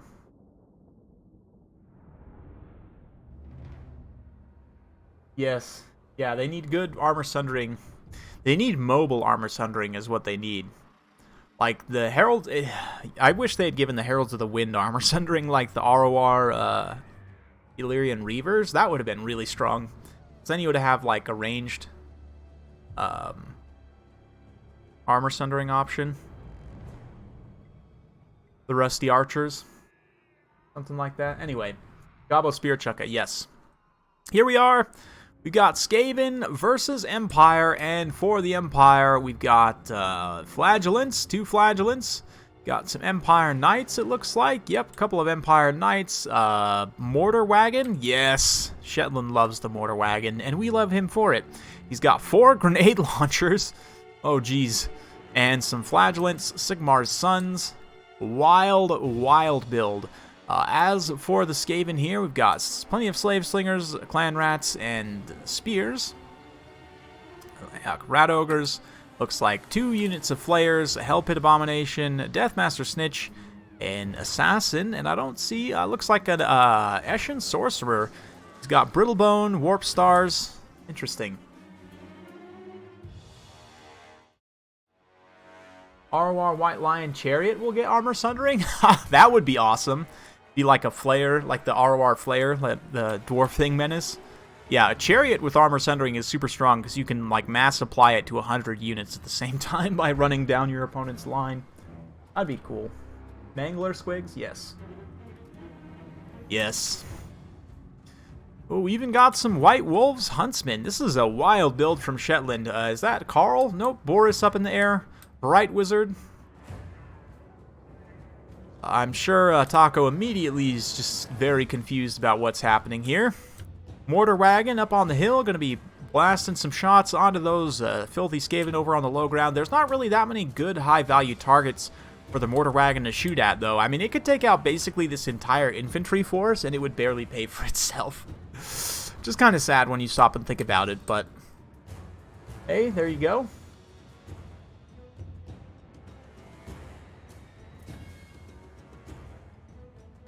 See Boris kind of making his way over here. A couple of good hits there. Nothing too impactful. But yeah, this is a build for sure. Empire Knights are lining up. Oh man, Flamestorm right in the center again. This is maybe not going to be the best use of Winds of Magic here. I don't know. It doesn't look like it's actually caught any kills yet. Oh man, that's very unlucky. That is horrible RNG for Shetland. Just like parks in this space where there's no one. That's very unlucky. But soon these roadblocks in the forest will be discovered. Shetland taking a nice kind of concave approach here. See some of the grenade launchers starting to pop off against those Clan Rat Spears. They'll do a little bit here and there. But Shetland's build is particularly lacking in anti-large. So these Huntsmen really have their work cut out for them. Boris as well. I mean, a lot of Rat Ogres. We've got the Hell Pit Abomination here. This Flamestorm is still just kind of hanging around. Still, I don't think has gotten a single kill yet. Let's see. Nope. A little sad, but Looks like some flagellants will be discovered here. They're going to get surrounded by rats and quickly taken out. Oh, here come the flayers. Yep, that'll do it. Just the flayers alone would do it, to be honest, but that is going to allow him, Shetland rather, to come in with a grenade launcher, start to do some good damage. Again, the rat ogres, though, in the hell pit, like, I just don't see what's going to take care of the leadership and the high mass units here. Besides Boris, these huntsmen, you can see the other flagellants making their way down the hill. These Empire Knights could maybe get in, get a good charge. If they got a good, clean charge on those rat ogres, they can take them out pretty quickly as well. But these Sigmar Sons also getting hit by the flayers now. The Horde is being thinned out considerably by those grenade launchers, but, I mean, they're shooting at the cheapest units on the field right now. But there's a fireball. Looks like it comes in, does some pretty good damage to Deathmaster Snitch and the Assassin both, so a 2-for-1 on that shot. Not too bad. Players doing their thing. The Slingers, you can see, just kind of form up. They're going to start to return fire here as much as possible. They do have better range than the grenade launchers in particular, so that's good. The Slingers can just kind of provide that nice little counterpunch right there. They're not going to do a whole lot of damage, but it's better than nothing, right? But, oh man, those blasting charges, not the blasting charges, the grenade launchers, they're now targeting the Slingers directly, sensing that that's the only real danger to them. And, oh man, that explosion damage. Grenades being chucked everywhere. Here come the Empire Knights, it looks like, getting some nice lancing charges, but they're going to get countercharged now by some of those rat ogres. Looks like the mortar wagon may be making a little bit of a misplay here as well. Not sure what that's targeted on, but might get caught up by some of these high mass units. But with the rat ogre support gone, that does kind of leave this area of the battlefield free to just get blasted apart. The grenade launchers can also use their speed, obviously, to chase these units down once they break them off, but flagellants, again, this giant squad of, what, 3 to 4 rat ogres, hell pit abomination, there's just not a lot to take it down. The flayers are also completely healthy as well, and obviously they're armored, so they're going to be the toughest of all of these various kind of Death Star units, but Huntsmen are using their ammo. Let's see, these volleys are not, they just have so many targets to shoot at that they're not really doing a whole lot of damage, to be honest. You can see, though, that the Slingers actually do pretty decent damage to the grenade launchers, simply because the grenade launchers have such low HP. But a nice charge there from those Empire Knights. They're immediately going to get just whomped on by all these various units, but mortar wagon still firing in. We've still got the grenade launchers firing in. Yeah, the Empire Knights making a worthy sacrifice here. How much will it actually matter? It's hard to say. But the rat ogres and the flayers now coming forward to start dealing with those white wolves. Yeah, not a lot that Shetland can do to stop them. I mean, the infantry support is just about gone, though, for the Skaven. And look at this.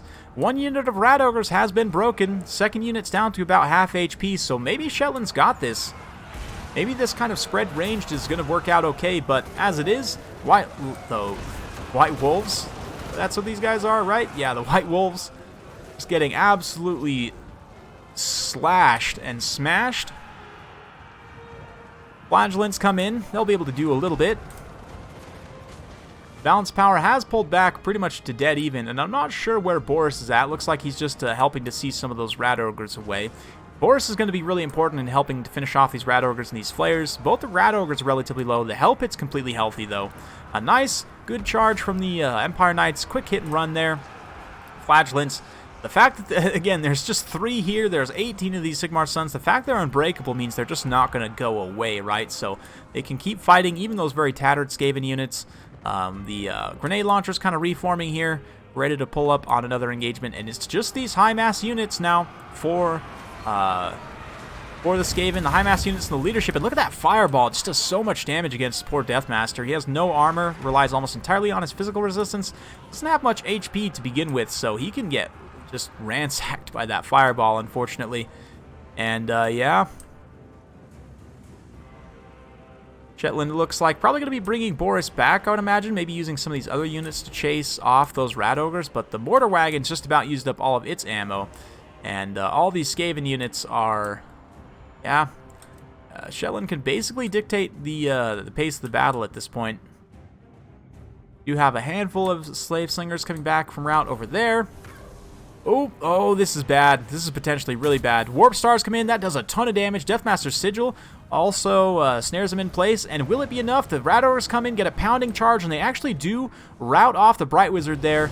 The Flamestorm goes off, but, I mean, it's just going to, at best, like, knock that assassin around. But it looks like he's actually able to get free there. So, pretty good pick. That is going to mean that Deathmaster will be a lot more secure. He still doesn't have a ton of HP left, so Boris could come in and get like one good charge and maybe finish him off here, but the mortar. He doesn't really have any targets to shoot at left besides maybe this one Skaven Slave Spear, but I mean, how useful is that actually going to be? Same thing with all these grenade launchers too, like they're really more meant as anti-infantry, so let's see how they do shooting at Rat Ogres. This is not really something that they're meant to be doing, but yeah, see, it really doesn't do a whole lot. I mean, it's doing something. Yeah, it's definitely doing something, just through sheer volume of fire. But, oh yeah, actually, maybe a couple volleys is all it takes. Maybe I'm completely wrong about the Rat Ogres. We'll keep it close as they get absolutely blasted to smithereens. Wow, that's actually kind of working. The Doom Flayers, I don't know. They just have so much armor. I mean, granted, Boris is just about back in town. And the Rat Ogres are done for. This is so silly. This is so silly.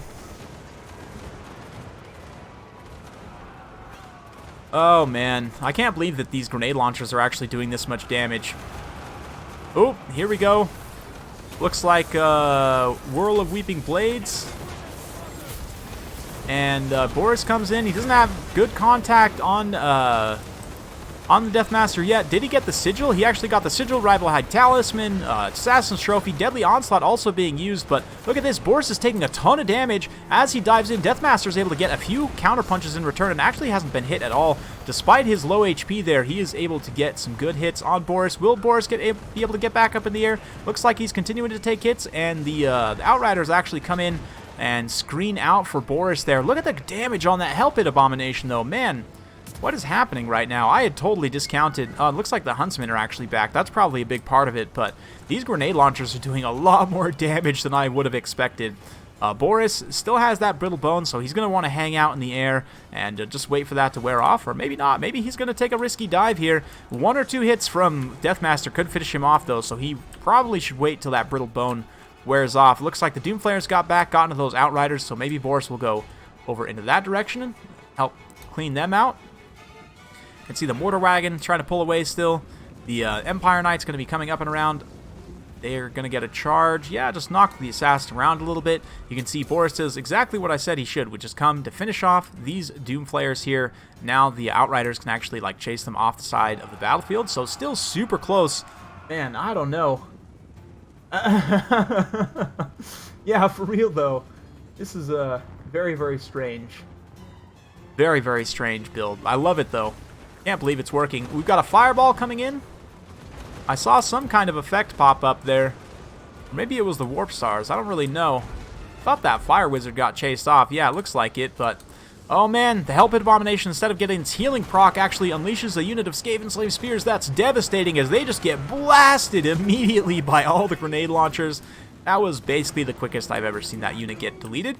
And with the Hell Pit being gone, that's a significant amount of value down. You can see... a Snitch, just one good charge from Boris could probably do enough damage to finish him off, and then that's going to be game blouses. So Shetland moving around, probably going to be coming in for the killing blow very, very shortly here. Maybe. Does have to be a little bit careful because of the effects that are left, but oh, gets a good hit, punts Deathmaster across the field there. And the grenade launchers just coming in, blasting the assassin. Does get one more Assassin's Trophy and Deathmaster's Sigil here, so here comes Snitch. Will it be enough? He's also got Brittle Bone active, it looks like.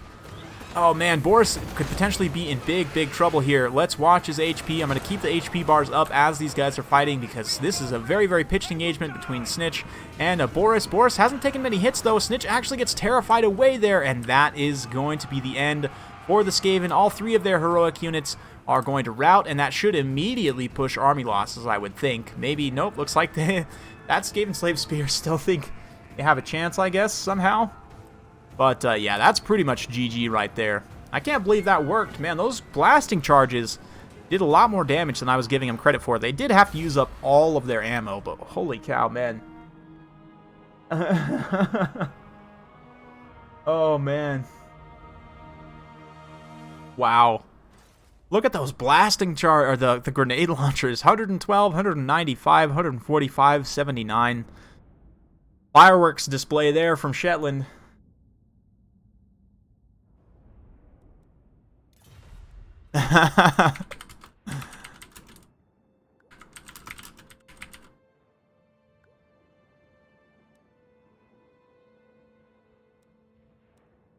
Wow. XMT got out-memed. Yeah, that was... Oh, man. That was wild. Yeah, those grenades did really well versus the Hell Pit. I'm very surprised. That was much better than I was expecting.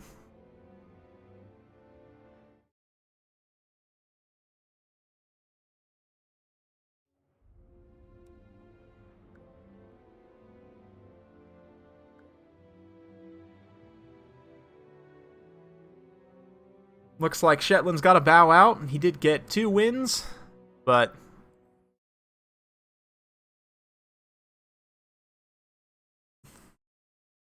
We'll keep Taco fighting. We've got A-Move Hacker on deck. He's up next, so...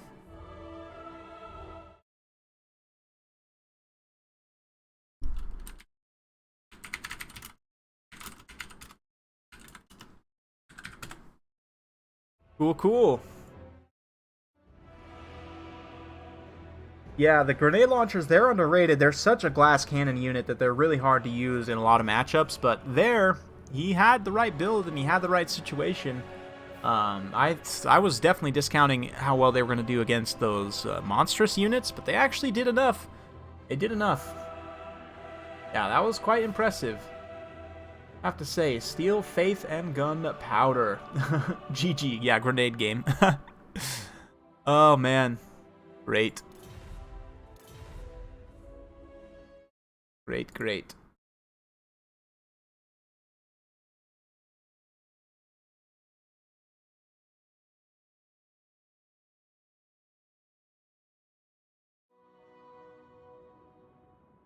Yeah, from my perspective, like, I very often would just prefer to take, like, 4 Empire Knights, because they're, what, the same cost, just about? But, I mean, certainly with something like that, with the Mortar Wagon even, too, man, that was just pure memes, but unlimited memes, and it actually was okay. The Mortar Wagon did okay as well. I mean, it's not, I don't know, if it might have even been better to just bring, like, more Pistoliers and Outriders and stuff, but grenades are no meme. Yeah, apparently not, Shetland. That was quite the fireworks display there.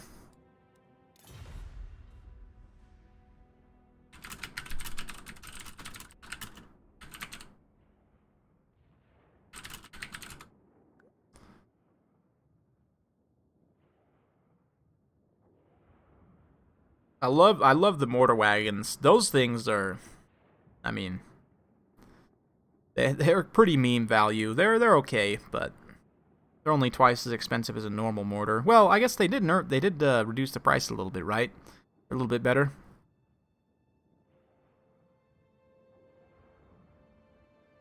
Makes me sad that the Black Lions are still so expensive. I mean, I know a lot of people thought they were OP before. I definitely did not. They were strong, but they weren't OP by any means. But it's a little sad you don't see them nearly as much now. They're so expensive. Very, very tough to make them work. A-Move Hacker.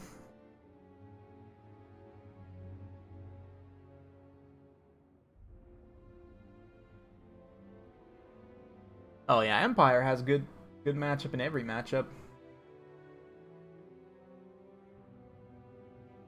Hello, Khajiit.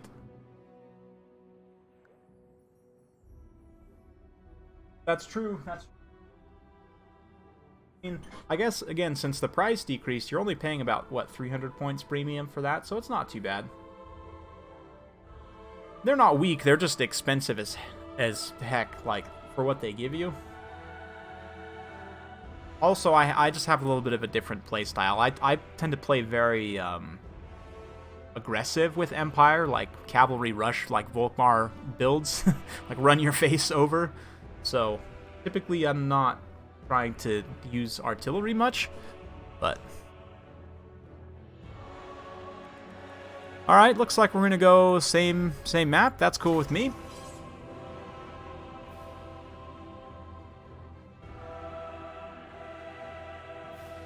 And that's the cool thing about Empire is, like, because the faction's so varied, like, they can do so many different things, and it's really hard to prepare, especially against a player that can play a bunch of different styles, like...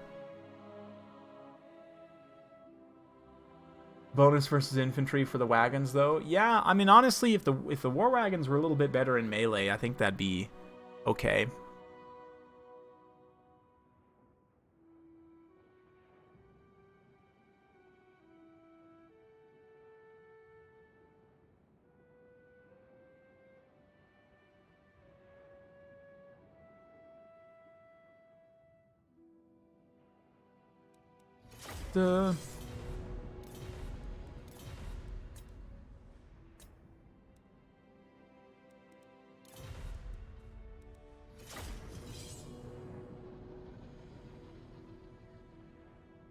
Alright. I'm gonna go grab a snack, guys. I'll be right back. Gotta keep my blood sugar up, so... Yeah, like 10 more speed. I would agree with that, Shetland. And actually, I think 10 more speed and even like a 3 or 4 more charge bonus would help. Just something. I'll be right back.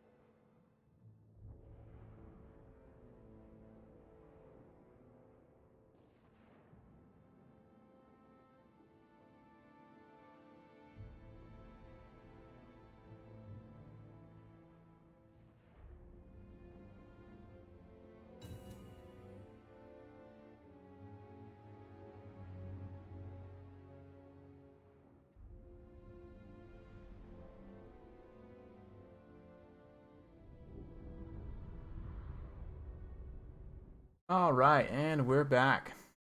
And looks like these guys are loading in, so perfect timing. It's gonna be an interesting one. See what these guys pull out here. Yeah, they're about the same speed as a skink. That is a good observation. Actually, Red Crests hard counter them because they have armor piercing, poison, and yeah, as a result, once they poison them, they're actually faster. They have the armor piercing to actually kill them, so... Yeah, Red Crests are a direct counter, basically, to war wagons. A little bit sad, but... Such is life when you're an Empire main. You can't have the best of everything, I guess. But let's see what we've got here for the Lizard Men. Feral Dread Saurian, Horned Ones, Feral Cold One Riders, or sorry, Feral Cold One Riders. Yeah, just Cold One Riders, Horned Ones. Wow, look at this Cav force. Angry Lizard Cavalry. We do have some Feral Cold Ones actually mixed in there. That's just so much Lizardmen Cav. Wow, impressive. Life Slan, we've got cohorts, Red Crests. For the Empire side, it looks like Marcus Wolfheart with some grenade launchers, so he's going to be trying his hand at that. We've got Reiksguard, Spearmen, Tattersouls, Spearmen, Silver Bullets, Empire Knights, Reiksguard, and a Light Wizard, so he's got Foz Protection, and it looks like that's interesting.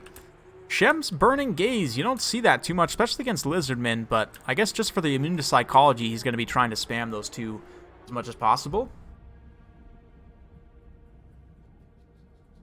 This Lizardman build, though, this is a wild build. Super, super wide. Lots of Horned Ones, Feral Cold Ones, Cold One Riders. Yeah, I like it a lot. I like this a lot. The one Dread Saurian. mean, I might steal this build, to be honest. Yeah, Lizard Rohan. Definitely.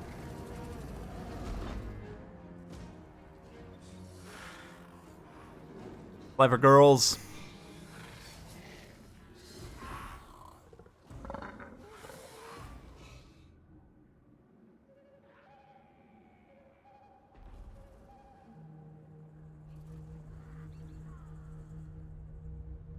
Yeah, possibly. Oh, wait, yeah, that's right. Taco is Lizardman, A-Move is the Empire. I'm thinking it was the other way around. My bad. Yeah, I don't know, though. I think Taco's... He's definitely going to hate the grenade launchers, but I think he's got the tools this time. With this many Lizard Cavalry, it's just so much. These horned ones, too. I love their armor. So cool. Here they go. Immediately going to be shifting over to the hillside. You can see the Empire forces coming forward. Their grenade launchers going to be coming to pop some cavalry. Already Marcus using his bow to go after those skink cohort. Maybe a little bit of a mistake to have them on fire at will. Slight bit of waste of ammo there, but I'm curious to see how these grenade launchers do against the horned ones. Let's have a look. Oh no, those are just regular Outriders. Okay.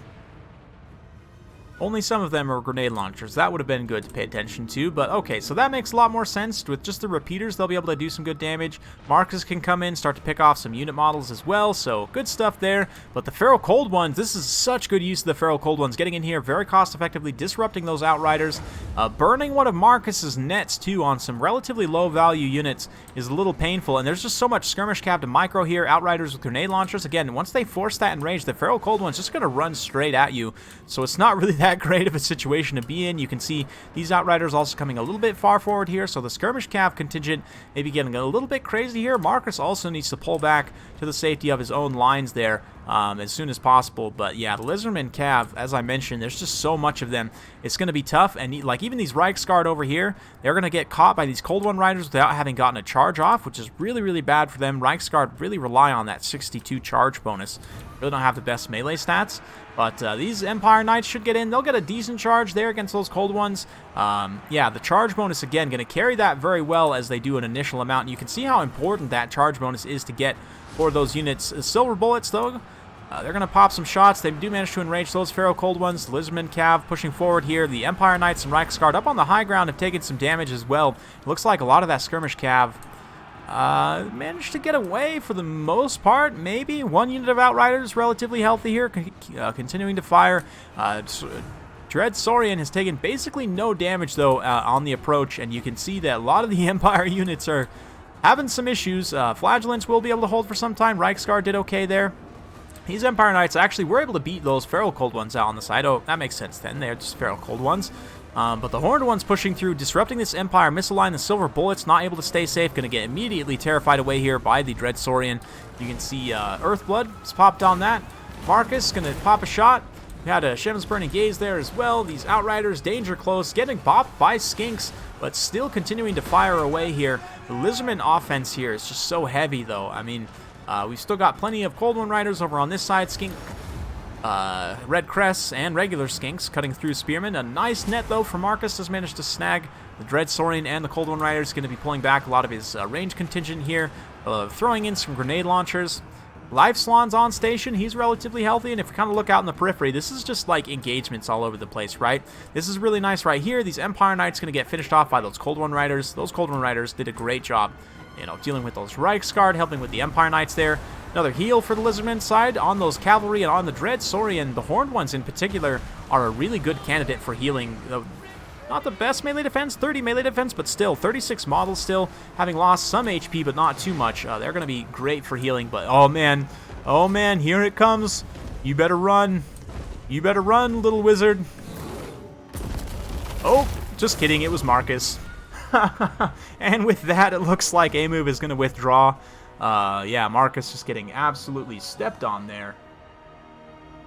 So, oh. Looks like my stream, it says it's experiencing buffering. You guys let me know down in the chat if the stream has been like stuttering at all, or if I've been dropping frames. It doesn't say. I dropped a few frames there, but it doesn't look like I'm dropping any more, so I think we're good.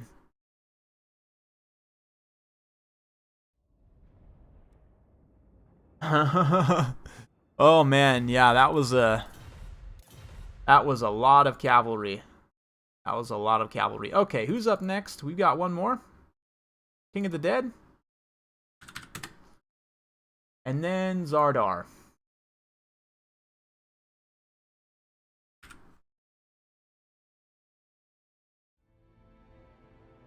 Ten out of 10 wood steel. Right? I'm stealing that build.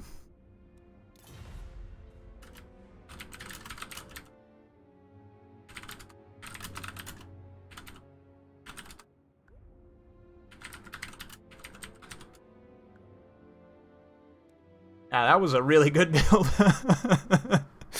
I like that a lot. Against the Empire, too, like, just thinking through the Empire's, like, responses to that, weirdly enough, Lizardmen kind of out-cavalry you in a way, because all of their cavalry is armor-piercing, and, like, they'll beat down your infantry super hard, especially with their monster support. Like, you can try and kind of out-cav them in a way with just, like, a ton of Empire Knights, maybe some Demigryph Knights supported by Volkmar or something, but then are you going to have enough to take down the single entities at the end of the day? Like, that's a really strong build, actually, I think, against the Empire. You know, more and more, I think that the Lizardmen might actually be a tough matchup for the Empire. I think it's pretty even, but, like, Empire have even matchups or favorable matchups against almost everyone. Except maybe Lizardmen. Dwarfs, I think a lot of people consider that one to be kind of against the Empire as well, but I think they actually have some options there, so.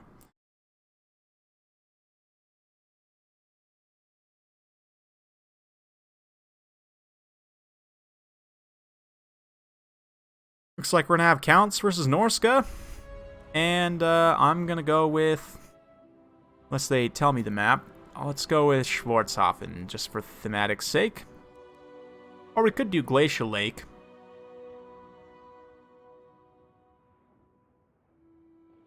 Yeah, let's do Glacial Lake. Why not? Fine on this end? Okay, cool. Good. It's just YouTube being silly then. Yeah, it only says I dropped like 50 frames, which is not a ton, so. How many more games are there? There's just this one and then one more, and then we're going to be, I think, done for the day, most likely, so.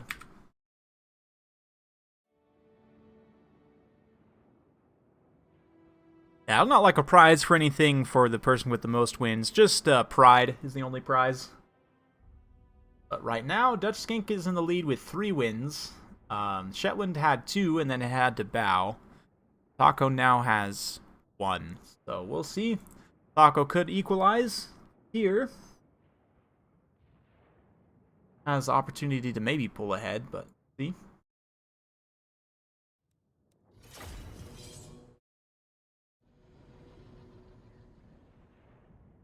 We will see.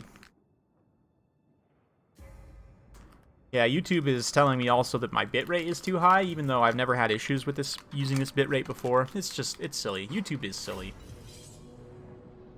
Sleep is for the weak. Yeah, only one more game, right? And it's only a weekday tomorrow.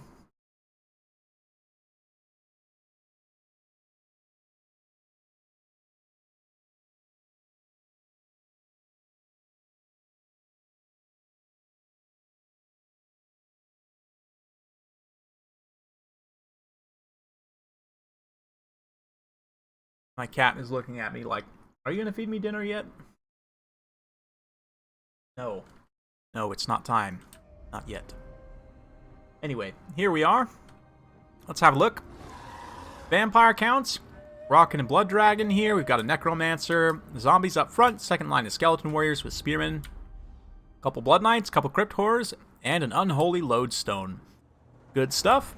As for Norske, just to be clear here, King of the Dead is not playing the Undead, and the Flying Taco is not playing the Tacos. In fact, Taco is the Undead, and King of the Dead is the Tacos. So, for the Norsken Tacos, we've got Marauder Berserkers up front, second line of Javelin Hunters, a bunch of Skin Wolves, armored, including the Maws of Savagery. Looks like Throg, a Werekin, and a Metal Sorcerer. He's going to be rocking Glittering Robe, interesting choice, Plague of Rust, and Searing Doom. He's also got one Marauder Spearman in the back, just to back things up. Interesting. Very, very interesting.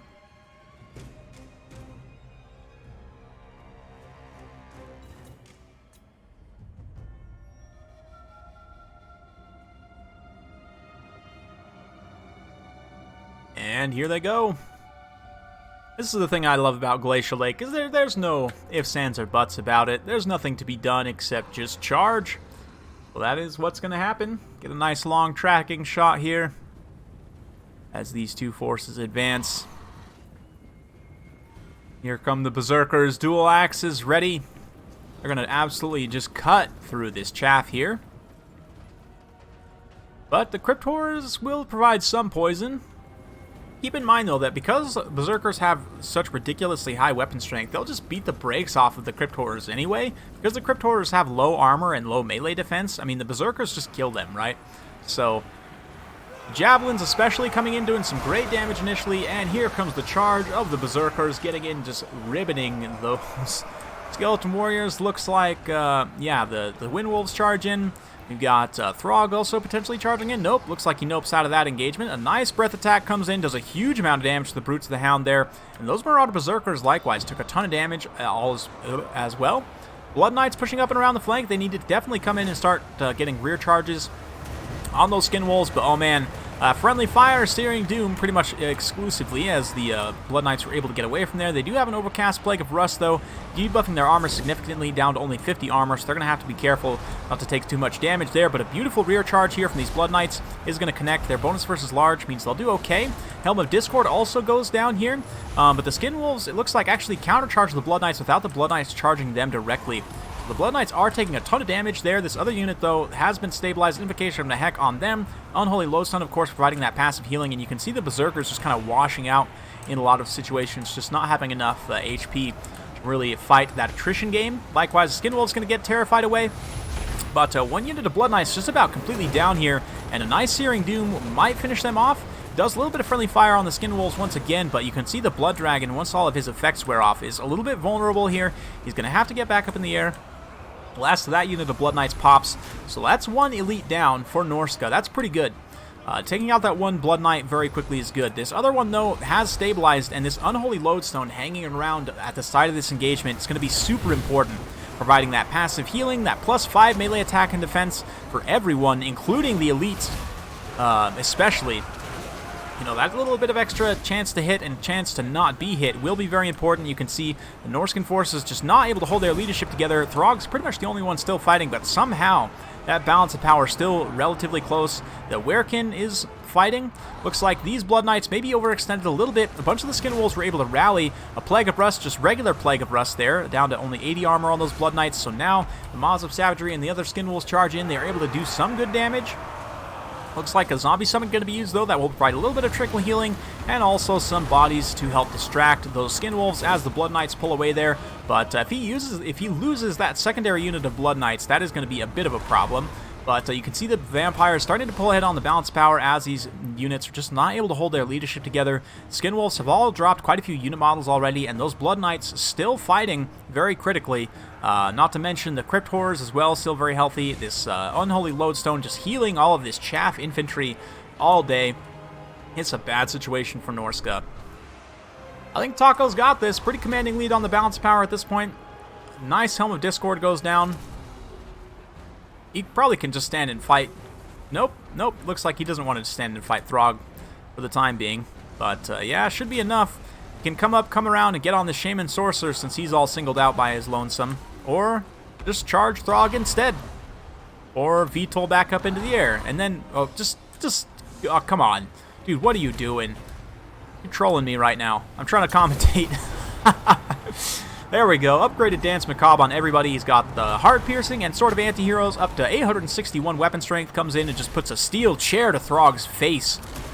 Throg's going to do his best with his little ice mallet here, but that's not going to be enough. Even the Corpse Guard getting involved, just, you know, discreetly touching Throg's backside. We've got Crypt Horrors in here as well, a handful of Blood Knights, and not to mention, of course, the zombies. Always, always the zombies. But here, we do get a rear charge from the Maws of Savagery. They're going to potentially be able to do a little bit of damage to Throg, but yeah, this is barely holding against critical army losses at this point. As soon as Throg gives up his leadership, that's pretty much going to be it, but... Glittering Robe! Yeah... Yeah, actually, Glittering Robe is kind of okay for trolls, yep. But, here, I guess trying to use it for the Berserkers, I'm not really sure, but just kind of got ran over a little bit there. It's so hard for Norske to play that attrition game against the vampire counts. Like, you really have to win fast or you will lose. But yeah, credit to Taco, staying calm there, despite the fact he lost one of those units as Blood Knights, able to keep his units together. Stay active and aggressive with his Blood Dragon and with the other Blood Knights, and yeah, just solid stuff all around. OP vampire counts confirmed.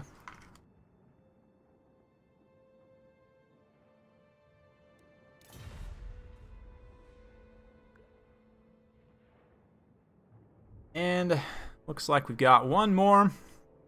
King of the Dead's gonna bow out, and we've got Zardar.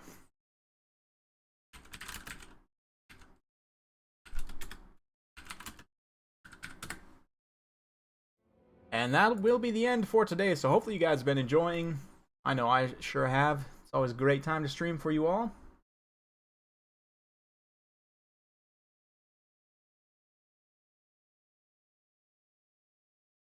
Minute here. All right.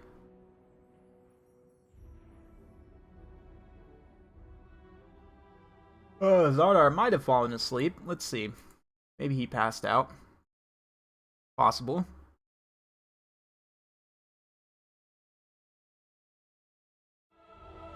I guess I could always play Taco.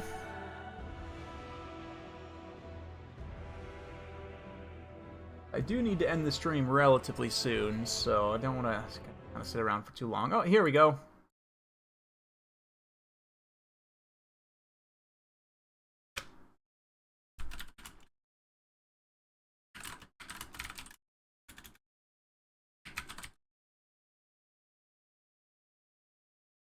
Let's see. Check something here. I thought I was friends with Zardar already, but maybe not.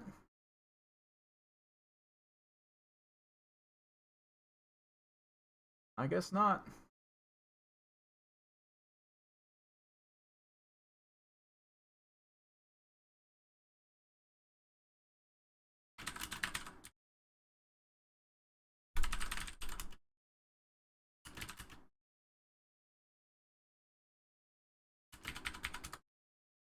I thought for sure we were, but anyway, Steam, I swear, is trolling me sometimes, just like removing my friends willy-nilly.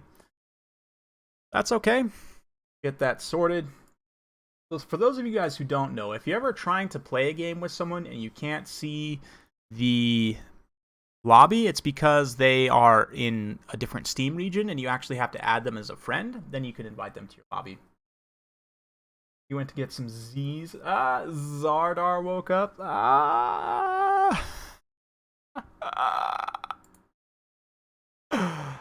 Oh, it's too funny.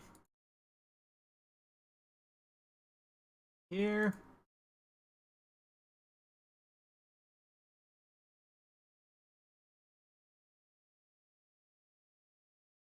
Okay. That. Here. And do that.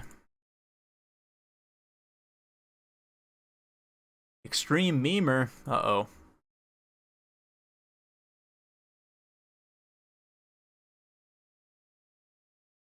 That sounds dangerous.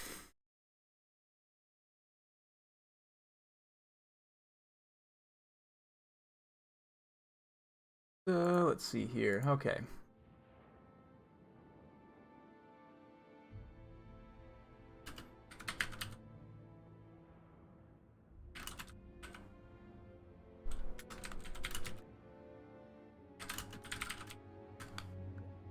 Excuse me. Okay.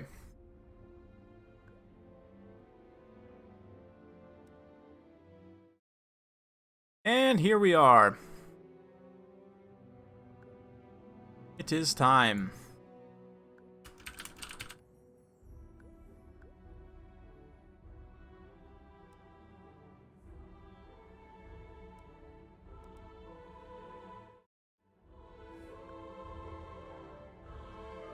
Taco's gonna pick Bretonnia and ban dwarfs. Great option. Let's see what Dardar picks in response.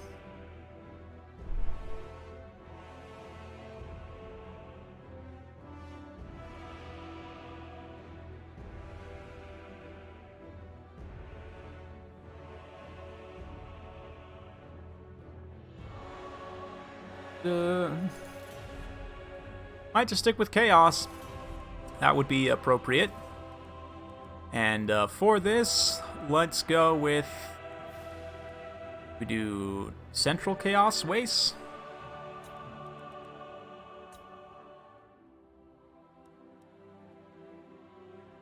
The star of the show? Oh, stop it. Stop it. Lizardman Rohan. Yeah, against Bretonnia, that would actually probably be pretty good too, I think. Maybe. Actually, maybe. Maybe not. Maybe that wouldn't work as well as it would against the Empire.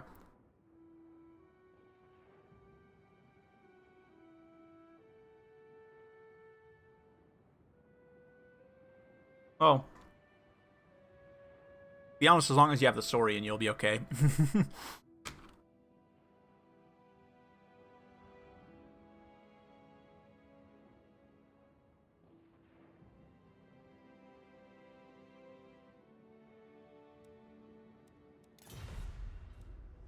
Alright, so it looks like he's going to go with the Warriors of Chaos. Very interesting.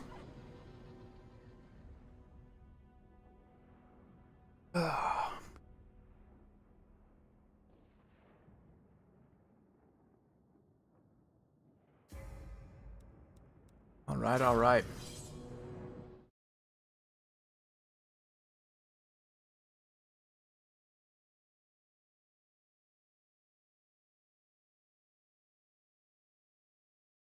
Got about, what, like 80 to 100 people watching concurrently, so big thanks, guys. Hope y'all enjoyed. It's been a fun day today for sure. I'm going to try and get back to streaming multiplayer every weekend. I have an announcement for a tournament series coming up, hopefully within the next couple weeks. I don't know exactly when I'm going to be announcing it, but I want to make sure I can get some prizes to give away for you guys besides just cash. I mean, of course, giving away cash is always great, but there are some other prizes that I have potentially lined up. We'll see.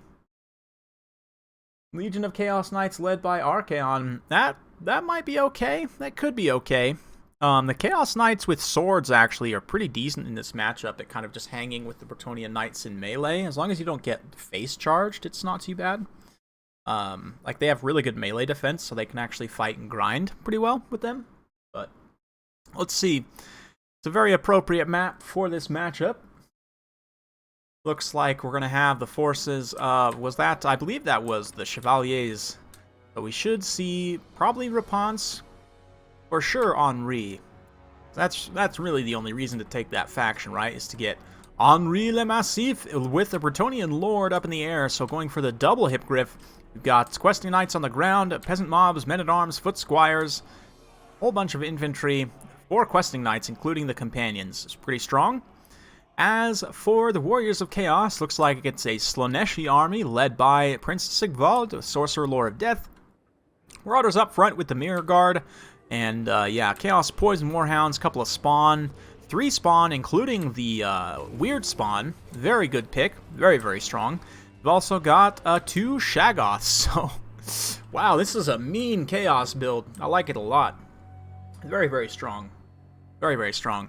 So, yeah, the Sigvald in particular, obviously, most people wouldn't like him, but I think he's a pretty good pick against Bretonnia. Basically, he just gives you a lord that's, like, hard to kill, which can be good in and of itself.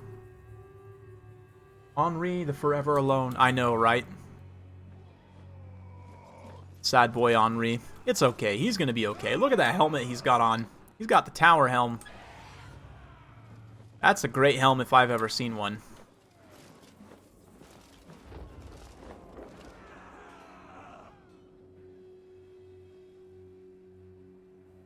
So both players kind of forsaking the hill. Typically, this player, the Chaos player, it's advantageous for you to rush up and kind of set your edge on the hill a little bit, because if you're charging downhill, you get a significant amount more damage.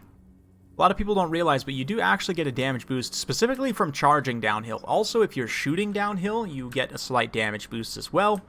So just something to think about. I believe you also tire faster when fighting uphill. So just some considerations there in terms of terrain, but both of these players choosing instead to just kind of go out on the flat ground where they have plenty of space to operate, keeping their hill over this hill over on the flank. But yeah, this is kind of scary. Yeah, this is kind of scary. I like this Bretonnian build quite a bit. Normally when I do this double Hippogriff, I actually bring 2 units of Hippogriff Knights as well. But obviously, Futako going in a little bit of a different direction here with plenty of Questing Knights on the ground. I'm a little concerned about this infantry force, though. I'm not the biggest fan of Foot Squires here. I mean, I guess they're here to counter, like, Chaos Halberds, but the weird spawn and just the regular Chaos spawn are going to be bad news for this Bretonnian infantry force. A quick hit and run from Henri, and the Lord, though, should be able to take out some of those Marauders over on the side. They do need to be careful not to get caught by that Shaggoth. Looks like a little bit of a Spirit Leech there. The Shaggoth does get the charge animation. I don't think he's actually going to connect, though. Nope, looks like he gets noped out of that. Looks like the infantry force is going to be pushing forward here, just kind of blobbing in as you would expect.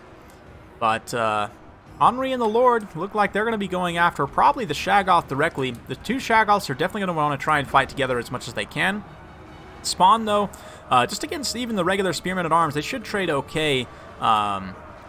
Yeah, over here we've got a nice isolation engagement. Both the Hippogriffs drop down to get on those Chaos Spawn, but again, those double Shaggoths coming through, and you can see Henri, or the Lord rather, not able to pull away there. He gets kind of stuck in, and he doesn't have the most HP in the world, so he can definitely get taken out here. It looks like the focus for Bretonnia is elsewhere, as a lot of these various other units kind of getting caught up on this flank, but the Lord is taking a lot of damage from these Shaggoths here. Looks like he's going to get regrowth upgraded, so he will get a lot of HP there, but these Questing Knights and various other units need to come help. They've done basically no damage to these Shaggoths. Meanwhile, the Lord's getting absolutely ground pounded there. Even the spawn in that engagement took basically no damage, so not looking great for Bretonnia right off the get-go, but the Companions of Cornell are still relatively healthy over here. Got an okay engagement against some of those spawn, and the infantry should be able to stabilize kind of over on this flank. This flank, though, not going great for Bretonnia. Both of these Shaggoths just so angry still. That Lord's basically at his healing cap already, and they've done 0 damage to those Shaggoths, so really not the best situation in the world here. But nice countercharge there from the Companions of Cornell. They should be able to fight now. If Henri and the Lord can come back around, get this engagement with the support of the Companions, absolutely, they'll do well here. You can see those Hounds immediately just get ransacked and routed off. This Dragon Ogre now gets dived on by both of the Hippogriff Lords, and he is taking some damage, not nearly as much as I would like, though. The Companions of Cornell likewise not getting that many great hits, but they are doing some damage here, certainly. Meanwhile, on the front line, these Foot Squires are doing okay. They are holding the line reasonably well, and definitely trading they're trading okay. I can't really say more than that, but some nice cycle charging from Henri and from the Lord here, coming around, getting some good damage on that Chaos Sorcerer Lord, actually, not Lord, rather, but just Sorcerer, routing him off, terrifying him away. Just a few hits from the Bretonnian Lord, and he is done for, so that's great. Taking out the Winds of Magic for the Warriors of Chaos is going to be very important. He's shattered, straight up shattered, so the magic is done completely. I mean, granted, Shaggoths are still pretty healthy. This one still got quite a bit of HP, the other one about half HP, so, yeah, still anyone's guess at this point, but the spawn, the fact that they're low, but they're unbreakable means, obviously, they'll continue fighting, but that's going to make them very advantageous in a kind of late game situation like this, the fact that they are unbreakable. You can see the Bretonnian Knights having to charge through, stop up some of those Chaos Spawn from just overrunning onto the rest of their army there, and the Lord and Henri honestly don't have that many great engagements that they can dive down and take at the moment. They're going to need to kind of wait and play their game a little bit patiently. This is exactly what they need to do here. Find these isolated units, try and pick them off where they can, keep things from getting too far out of favor in terms of the balance of power, try and stabilize some of these routing units here. He does still have some Questing Knights, Companions of Cornell, so And there's enough powerhouse left to probably win things out here, but things are not looking great, certainly. Big mass rout. Hopefully a lot of these units come back as soon as possible, but looks like Henri actually and the Lord going to dive down and just try and finish off some of these spawn here as the Shaggoths are kind of busy over in this other direction. But here come the Shaggoths. It looks like Henri and the Lord going to pull away back through their own troops here. Will they be able to get back up in the air? It does look like they do. The Companions of Cornell also pull away there, so avoiding the engagement of that Shaggoth. And you can see now the Bretonnian forces starting to rally a little bit here. Still not looking great, though. Chaos Spawn come in. Nice little countercharge there. Companions of Cornell hit and run. But every time they do that, they're getting a few models caught up and dragged down by those Shaggoths. Keep in mind as well that Sigvald is still completely healthy and has to be dealt with, so unfortunately I don't see it really working out super well for Bretonnia. Maybe. Here we go. This is a pretty decent engagement, potentially. They both kind of charge from the same direction, which wasn't the best, but they're still going to be able to get some good hits here, potentially on these the Shaggoths. Yeah, there's a good hit there. They do have standard die, though, from Sigvald, which is obviously helping out, helping to mitigate some of that attack damage there, or rather make the attacks miss. And yeah, the Lord, weirdly enough, it seems like he has like less mass than Henri. He has a hard time pulling away there, but he does get back up into the air. Bretonnian Cav now going to come in for a bit of a surround. If they can get a rear charge penalty here and start to route some of these units away based on leadership, that's going to be very, very key. But the Lord's going to have to be careful not to get overly compromised here. Companions of Cornell get a decent charge in there. Here comes the Lord one more time. Finishes off a couple of unit models of spawn, and just look at that. 2 spawn there. There's like 3 spawn there. They're just so annoying to have to deal with because of that unbreakable nature. The Lord comes in, he gets ground pounded and actually routed off. That's going to be, again, hits on the balance of power. And now Henri actually might be surrounded here by Spawn and these 2 Shaggoths. This could be the end for him. Another heal for Bretonnia is going to catch him. It will catch the Companions of Cornell as well. Companions of Cornell run in, and they just, I mean, they have great stats, good charge bonus and everything, but it's just not going to be enough to finish off these units here, unfortunately. So, yeah, looking pretty bleak for Bretonnia. Fat Henry has unmatched mass. That is true. Henry is the thickest of all Hippogriff Lords. Well, maybe not thicker than Carl, but anyway, Damsel takes a huge hit there. Henri's going to come in and try and finish off, but that double Shaggoth build, super, super nasty for Chaos. But man, look at that. Just a little bit of time. They can do a lot of burst damage, but yeah, big hit there is probably going to shatter the Bretonnian Lord, and he just gets killed. That also works. Just gets killed by a Shaggoth, and now it's Henri's turn to get killed by a Shaggoth, and that'll be the end.